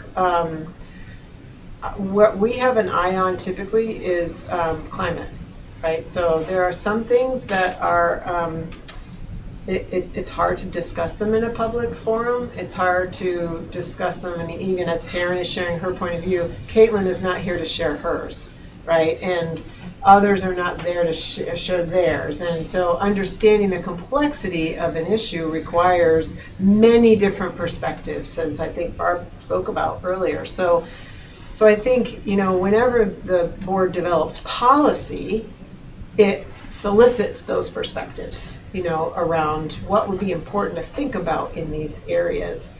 And that's a healthy kind of conversation to be having in those places. When issues come to the board that are you know, we're having trouble with this and we'd like you to fix that, right? Typically, it takes a really long time to come around to what is that issue, what's involved in that issue, how many perspectives are there on that issue, what are applicable laws and regulations that relate to that issue, and budgetary constraints. And that usually is hard for a board to manage, you know, in a large, particularly a 13-member board, right, in a large setting. That said, you know, I think at least since I've been here, there've been a large amount of transparency in terms of the things that have taken place. There have been staff members that have come to board meetings and said, hey, this is an issue that we need to talk about, and so on and so forth, and the board has heard that, and the administration has kind of said, here's where we are with it, or here's the follow-up we're doing, and so I think there are probably natural rhythms to that. I don't know if I've answered your question, but hopefully some of that is helpful. Can I ask a follow-up? Hang on a sec. Oh, no, go ahead. All right. Go for it. Well, I was just thinking about that because Taryn has come, and I feel like this is the second or third time in my handful of meetings I've participated in where that topic has been raised, and it always feels like a report out. But in this Venn diagram, like, we also have a responsibility to it. Like, it's not just hearing it, but it's also helping support whatever the need is. So how do we like suss out what that need is or what that ask is? Because I hear what you're saying, right? There's obviously lots of perspectives, and it's the middle, right? It's your team, it's our team, it's the school. So I guess, does that go back to the policy committee? Like, how does that work on the board? Because sometimes it feels like we're just getting a report and then it's just drops. Like, what's that next step if it is in our circle or if it is in our purview? Like, how do we carry that forward and not just say, thank you, but this is what we're going to do, or this is how we can follow up? Yeah, I mean, I think if from my perspective, just because you hear something doesn't mean that it becomes something that you need to follow up on, in that respect. I think you've seen Caitlin's probably principal newsletters. If for those of you that haven't found your way to those links out there in the weekly spotlight, I would suggest that you click on the links of the principal newsletters, because you do get information there, and that's written from a principal's perspective. I think there are a number of topics that the board can take up. The executive committee determines the agenda of the board. So if there are folks, I think in the past, that have said, we'd love to have a presentation on X, then you talk to mention that to the executive committee members, and they determine, all right, does that make sense? And how would we put that together for the board so that it has a balanced perspective on whatever the topic is, that's important. So I think it's actually an important distinction for a board. Typically, if people have concerns, then there are, which I think is maybe even the next slide, there's a continuum for how to sort of work through that. And the board, they're establishing strategic direction and policies. And then it's my job to ensure that all the people who work in the district are working to advance those. And so if it feels like there's an area in the district where the policy is not being advanced well or thoroughly enough, or there's worry or question about it, then it's like, well, then let's talk about that, and talk about what that looks like. And as you can see, I mean, it's not, there'll be like many others that share their opinions around those kinds of things. No, I appreciate it. That's not just for you to answer alone, right? Like, No. that's the whole idea. I try not to do that. It's yeah. bigger, and I hope the student reps are representing more than just themselves when they come here. They're representing the student body. But it's the report out piece. Like, it's not just like, I want to report. It's like, how do we help support whatever this pain point is in this moment? And sometimes there are pain points in organizations that need to be pain points. Sometimes they're not, it's not the time to resolve them, right? I mean, I think we have probably a number of those examples, and we'll have more of them, as we go. And that's part of the discussion too. Is there something that's needed to resolve this right now? Where is this? Or is this something that is being attended to and it's running its course because that's what it has to do in order to be able to come out on the other side? But board following that and knowing that, that's an important discussion. Yeah. I do, from my perspective, I'll also share, I think, I can agree with you. There are situations where we hear things and some of the messages are challenging to hear, and part of what we can do is going back to some of our board norms and actively listening, paying attention to what people are doing, you know, maybe shutting the computer, fully engaging with someone, I think is a small part of it. There is the reality that we are steering a pretty large ship, and the ability for that ship to be reactive quickly is pretty small. And when I say we, I mean those of us sitting around this table. It's not any one of us that steers that ship. It's those of us collectively as a board. And so to turn that ship, we at least need a majority of us to agree, and that is the mechanism to adjust that. And I think that limits our ability to be nimble, and there may need to be other solutions, like through operations, that some of those things get addressed. So, Barb, I don't know if you're still holding your question. Well, no, as your hand. I think that's, it was already said. But I think as I'm sitting listening to the discussion, and if I look at past examples, like what Dr. Baker talked about, where teachers had come and came to board meetings, that kind of thing. So when at some point it rises to a level where the superintendent is giving us readouts of, you know, what's happening there, right? It's already been more validated, yes, there's an issue here, and this is what we're doing. And nothing, you know, doesn't say that we can't ask her, is this a thing? You know, do we need to do some additional follow-up, or does the administration need to do some work here, follow up here, that kind of thing? But it's not our job to do that. It's getting input from and directing administration that this sounds like something, are you looking at this? Mm-hmm. And then they can respond and say, well, this is what the situation is, right? In the detail, because the feet are on the ground, right? Caitlin or whomever knows much more what's happening than we do, and whether or not this is something that needs to rise to that level. Does that make sense?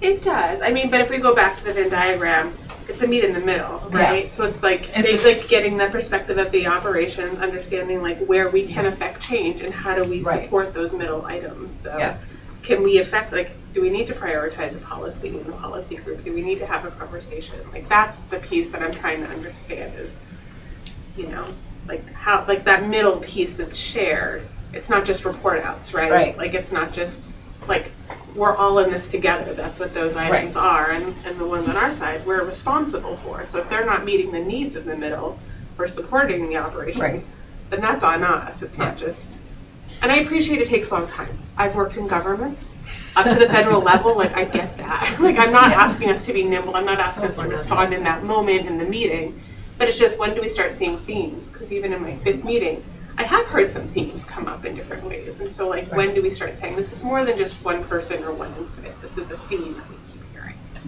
And like how do we grab that? Jess? I was just gonna add, one way is to bring discussion ideas to the executive committee to get it on the agenda. Like I think that I don't know, I feel like we don't say that enough explicitly, that like we can also add things to the agenda or ask them to be added as non-executive committee members, which is something I forget, so. So that is a great segue to the other 6 points that we are hoping to cover. Before, Jason, if we could go one slide ahead. So there's the org chart. This is all pretty self-explanatory. I would encourage everyone to think of the board as having that direct line to the superintendent, and that is generally where I think that we interact. Obviously, in meetings we'll have administration staff that we're engaging with as well, but I really encourage everything to funnel through Wendy. If we could go to that next slide, or this one. So on this one, I think we talked largely about this as far as complaints and requests for action, superintendent's roles. We don't oversee day-to-day operations of school. And then our individual authority as far as board email responses, the clerk or the chair will handle those. If we do have press questions, generally we direct all of those back to the district office, or if folks get those, you're welcome to direct them my way. Confidentiality can definitely come into this role in ways. I needed to look up the FERPA acronym. It stands for Family Educational Rights and Privacy Act. So if you encounter anything that you have questions about confidentiality, definitely, protect that confidentiality, and we can have conversations with legal representation if we need to. I have a question about how that comes up with the open meeting policies, because it seems like most stuff should be happening publicly. So is this in terms of like if someone contacts you privately? I think it can come in a whole variety of situations. I can think of one situation we navigated early on when I was a board member, and we pretty quickly shifted into executive session, had a conversation about that. What was discussed needed to stay in that room. All the board members needed to be aware, and that was that. So I think that's one way, but I think it can show up in all sorts of different ways. And so one thing maybe to stress here, our individual authority, as an individual board member, we have no authority. It's really the board, so we can't speak for the board in any way. So once the board has made some decision, we can respond with the board made this decision, but on an individual basis, if we're speaking to someone, we can't speak for the board and say, that's what we're going to do, or we should be doing that kind of thing. So it's, we have no authority other than as a board. And even, Robin, as you're saying, if we, for example, relative to the topic that you're bringing up, well, we need to find a way to support that, right? You've already made a judgment about what is happening or isn't happening and what needs support or might not need support, perhaps in your mind, you know what I mean? And that's the kind of thing where, if you have questions or worries or thoughts, then share them. You know what I mean? You can share them with me, you can share them with Steve, you can share them with executive committee members relative to agenda items, and we'll ferret them into the right spot. That judicial role that you have is extremely important, because if you engage in a situation prematurely or as individuals, and perhaps you even influence the outcome of a circumstance, in a manner that actually, ends up putting the district in legal jeopardy. For example, you took the perspective of a certain group of students and you preferenced it over the perspective of another group of students unintentionally through an action.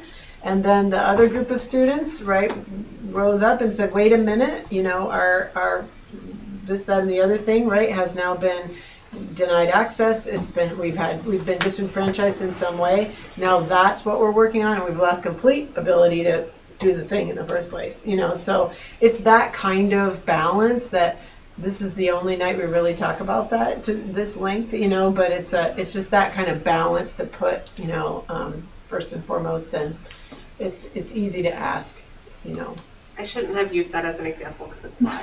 I know better. I should have used a more neutral. It's actually a great one. I haven't said anything because I appreciate all of the things you just said. It's more just, it feels like a lot of report out and not a lot of response or thoughtfulness behind report outs. That's the piece I'm trying to get to the crux of with this, the board role. Is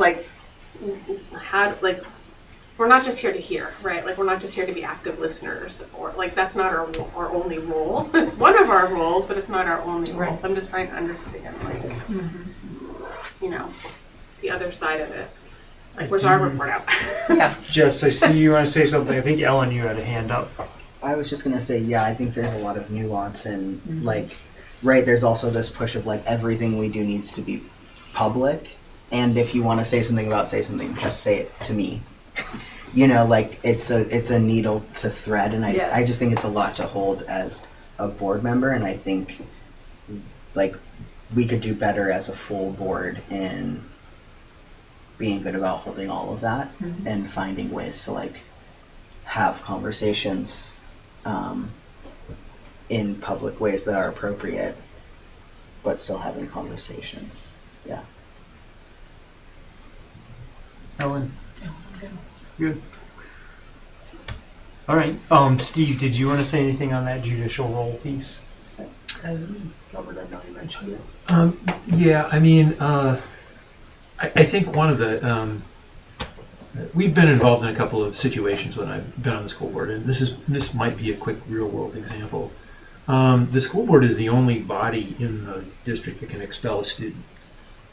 And so a hearing has to come to us to be that. If a parent has approached you and said, they're going to throw my kid out, and you say, oh, that's not right, you then influence the outcome of that hearing when you have to hear all the sides of it before you can make that decision. And if you get involved too early, it might not even be enough to recuse yourself from those deliberations, say that this parent approached me and I know too much about this situation.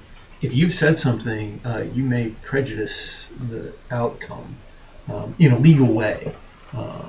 For example, like when we do negotiations, it's really, really important that the board not sit there and say, oh, well, that's a good idea, why don't we do that? We have to step back and deliberate and find out what is the operational consequence of that, what's the financial consequence of that. And by a board member saying, well, that's a good idea, we should do that, you have tainted the pool, and that has ever come back and haunted us, in that if it goes to arbitration, the arbitrator gets to say, why did your board member say this? I am inclined to rule in favor of the teachers because your board member said this. So I understand the impetus to say, you're right, that's an injustice that we should correct. We are also a deliberative body that says we have to not say those things, right, and get all the information we can before we make a decision. And so, it feels very like when we're in a situation like this, oh my God, I can't believe that's happening in the school. And not necessarily like tonight or something like that. There are people that come in here very passionate about what's happening to their children and their schools and their communities. And for us to say anything that favors or disfavors that position puts us in an awkward position because we haven't got all the information yet. So it's not that we don't want to respond. It's we want to respond appropriately and after we have all the information that we need. And so, yeah, we do a lot of listening, and we should do a lot of listening. And I know that sometimes can feel like it makes you powerless to say, I want to assure you, I want to assuage your fears, I want to do all these things, which are human responses. But we have to step out of that role and say that we've got a responsibility to the whole district to hear all the sides of that issue. So. Ellen?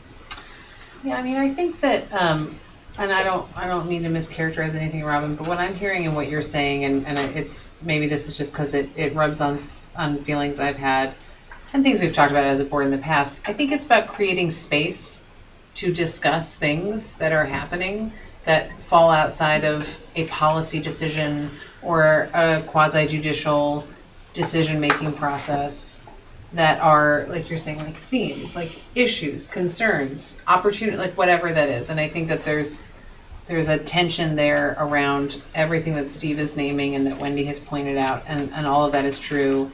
And the need to get through an agenda and the need to do some like real work that we have to do. But I also think that there's something to be said about trying to create more space for engaging with things that we hear or that we're interested in, so that we as a deliberative body understand more about the context in which our decisions are being made, because we're not all in the buildings all the time, and we don't, we're not all experts.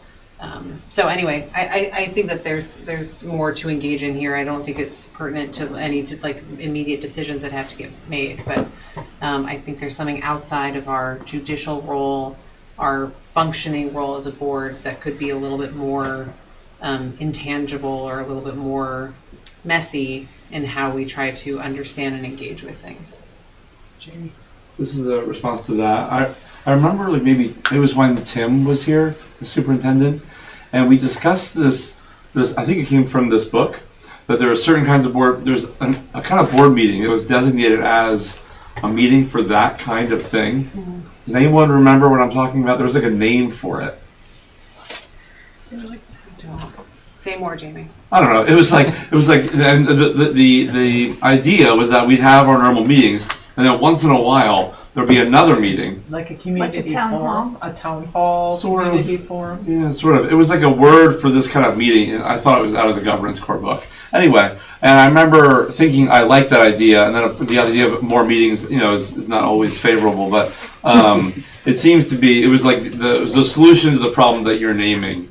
Whereas you can't get into it at every meeting, but you can reserve some forums for that kind of thing. And I still think that kind of space is a good idea, but it's been a while since I thought much about it, so bringing this up. I'll look through my notes, try to figure out what I'm talking about. But I remember it was like 2 years ago-ish.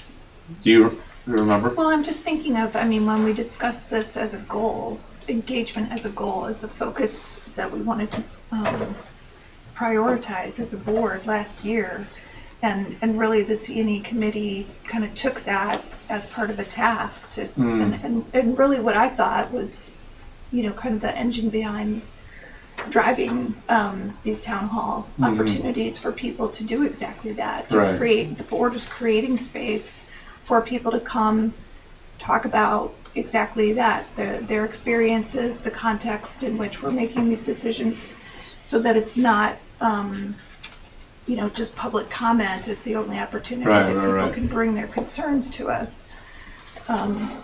So, I feel like the board is doing some work to try to address that while still try to maintaining board meetings as working sessions for the board. Right. I found it. They are just called discussion conversation meetings. Yes. Yes, not exactly that. It's in the chapter. I have different versions. Like there's different versions. newer It's version. in the chapter governance tools, and it's right after they give like an example from Mountain View School District. It says discussion/conversation meetings, and it looks like there's much talk about boards needing to find highly effective boards find alternatives without undermining the spirit or the letter of open meeting laws. One of these is the use of discussion/conversation meetings, and it goes on to discuss that. So, Thank you. I'll read that tonight. Sure. Thank you, Jamie, for bringing that up. Yeah, Barb. And one thing that we do have, we have policy, right? And so, for example, we have a wellness policy, right? So, as a board, we could ask for a readout on how are we doing in this particular area, right? The problem is there's so many different areas, and this last couple of years, we've been so much of board time has been consumed with making decisions around Ripton and just the outcomes and the learning environments and all that kind of thing that we had to tackle. But going forward, having a presentation on the implementation of our wellness policy and how's it doing. I think that policy requires that actually. It does. Yeah, exactly. That's why I'm bringing it up in a nice way. A lot of them do. Yeah, and they do. So, and that would be a place for, what's the climate in the schools, what's going on, and would be a great place for discussion around that, I think. So it's just, there's a lot of information and work here, and it's hard to get it all scheduled. But that doesn't mean that we can't find ways, and hopefully over the next year, some of the decisions we've had to make will make room now for getting back to some of those presentations that we haven't been able to work out. All right. I think at this point we'll shift gears. Jason, can you bring up the agenda by any chance? It'll take a minute, but yes. Because I do want to go down through those 6 things that were specifically mentioned in the agenda. Hopefully, from the slideshow, folks have questions or can add additional context. The first item that's under board training was governance or operations, and so I think it's just an open question of that divide that exists there. And Steve, I don't know if you wanted to touch on that again, or if there's questions also about governance or operations. I feel like we talked through it. I mean, you can talk about this a lot, but I think that maybe if you digest a little bit of what was happening tonight and come back with questions would be better use of time, because hitting you with question after question, what do you think about this and what do you think about that, probably isn't fair. You have to give you some digestion time. I mean, I will speak at length about this, but I don't know that it serves our purpose at 8:15 at night to get into details about any of these. So.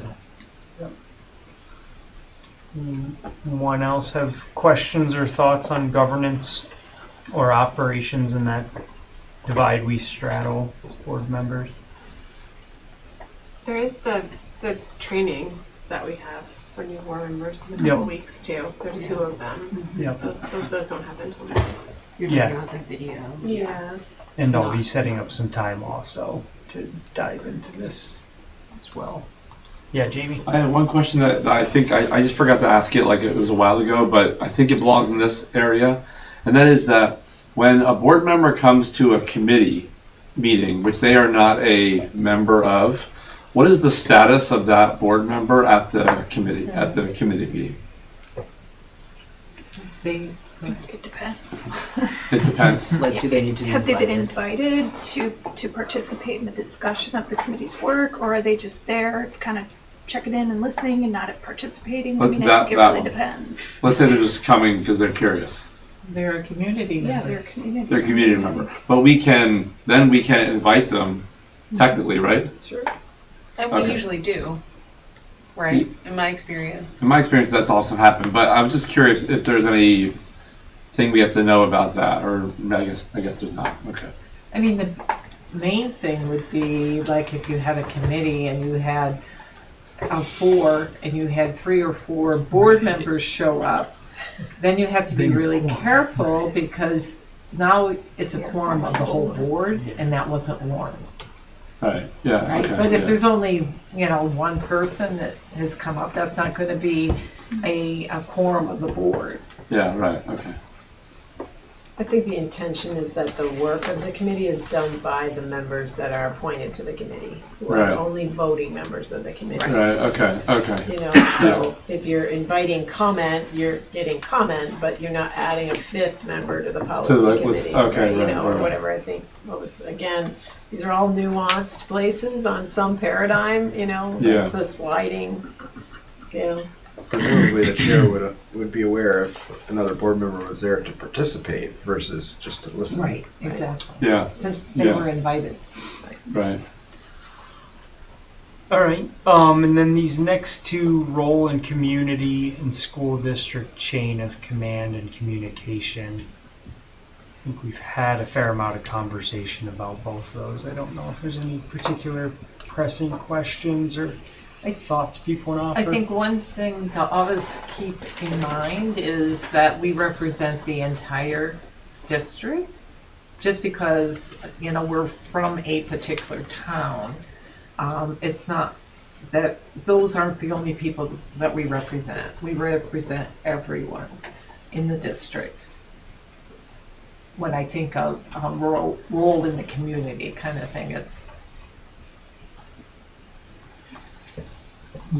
And when I'm sorry, go ahead. No, I was, the only thing I wanted to say about chain of command, it's really handy to know what that is, because when people come to you and they say, oh, I really don't like this principal, you got to say, have you talked to the principal? And if you're not satisfied with what the principal says, then you need to talk to the superintendent. So if the chain of command is well cemented in your head, it's easier to engage in people who are approaching you from different levels of saying, I'm not happy with X, Y, or Z. So if you know the chain of command, it's a lot easier to respond. So. And it's okay to tell them, you know, I serve a quasi judicial role here.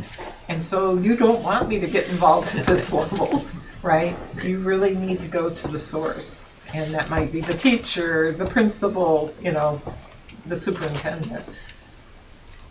Yeah, and if you, as I was saying before, you know, if you have worries, you that feel like somewhat private worries, right? You know what I mean? They're not proper for a public meeting, or you just don't want to wait that long. Please pass them along.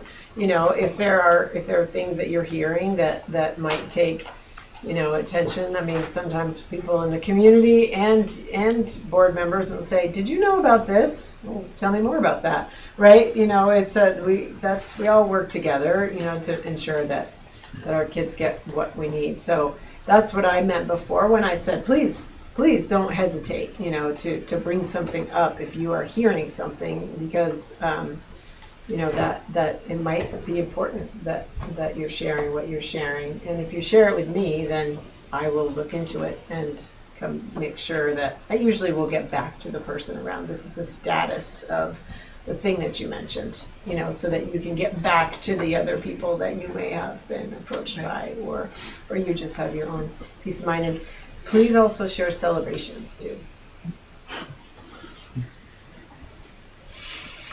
All right. The next one is agenda setting. Jess touched on this briefly, but the way these board meeting agendas get set is the executive committee, myself, Jason, and Mary Heather will meet, and we set the agendas for the meetings. And so if there are specific asks or questions, you're welcome to send those to the executive committee. I won't guarantee you that all of those will make the agenda. Some of them may, and then I think if nothing else, it can be the start of a conversation, and we can work through something that maybe can follow a different path rather than a broader conversation. The only exception to that is if 3 board members come to the executive committee, it has to come onto the agenda. I'm pretty sure that's... Right. I think it's in the policy, yeah. Right. Yep. And then you also have the work plan, right? That really is identifying report outs, right? So if you're on a committee, you should be giving the executive committee, like last year, the outcomes committee sent me an email saying, hey, we want, you know, these topics scheduled throughout the course of the year. So if you're on a committee, there may be something that you want to report out on, and you should be letting the executive committee know that, and they can add it to the work plan as well. All right. Governance core, I think we touched on that quite a bit as well. And Barb's point about work plan aligns well for the last topic, which is the introduction to goal setting. Previously, we focused on DQS requirements and working toward a goal that the board has chosen that aligns with the DQS. In the coming weeks, we will likely work through the process of identifying a goal we want to work towards and have that work finalized in early June. And so that is on the work plan now, is to start to get into some of the goal setting process, and that's something that we will be working through in the coming weeks and months. Mary Heather? I'll just follow up on that and kind of what you can expect. I mean, in the past, the executive committee has sent out like a survey that's linked to the DQS, or the other thing that we passed out is the results of our self-evaluation that will also inform goal setting. And for those of you who are new board members who don't have that yet, we'll make sure that you get that information so you know what we're talking about when we all start to come together to coalesce around our ideas for setting goals. So, but all of that sort of informs that process, which will be coming soon so that we can do that in June. All right. Any other final questions or thoughts? Jason? Just say that it's a ton to take in, especially if you're new, and so don't hesitate to reach out to anybody on the board for help, questions, whatever. Except for the quiz that's coming. All right, well, I think with that, we will turn to our second public comment period. I don't see any members of the public in the room. Don't know if we have any members of the public joining us online that would like to make a comment, but now is your chance to make a comment if you would like to. The only one on there just wants to know when I'm coming home. You want to make a comment on that? All right, thank you for handling that well, Jamie. All right, well, seeing no interest in the room or online in making a public comment, we will move on to board reflections. I don't know if anyone has anything they want to talk. Ellen. As far as I can tell, this is the first time in a really long time that we've actually met the total meeting time estimate in the agenda. I mean, we're over by 3 minutes, and I'm not actually joking. I think that's great. And the more we can be doing that, I think that this agenda built in a lot of time for a big discussion, which I appreciate. And that's a big part of how we can actually meet the estimated times, which feel more real and still, do what we need to do. So. And I will say in response to that, as the board chair, I do take it seriously that you are all volunteers at these tables, and part of the work I try to do is to be efficient with the time we have and to run a tight ship. It is not to limit discussion. If we need to have 2 hours to have a discussion, we might have to stay longer. But if we can work through something and, people are getting to share their viewpoints and we can move stuff forward and get out of here relatively reasonably, that is going to be the plan. And that's out of respect for all of you.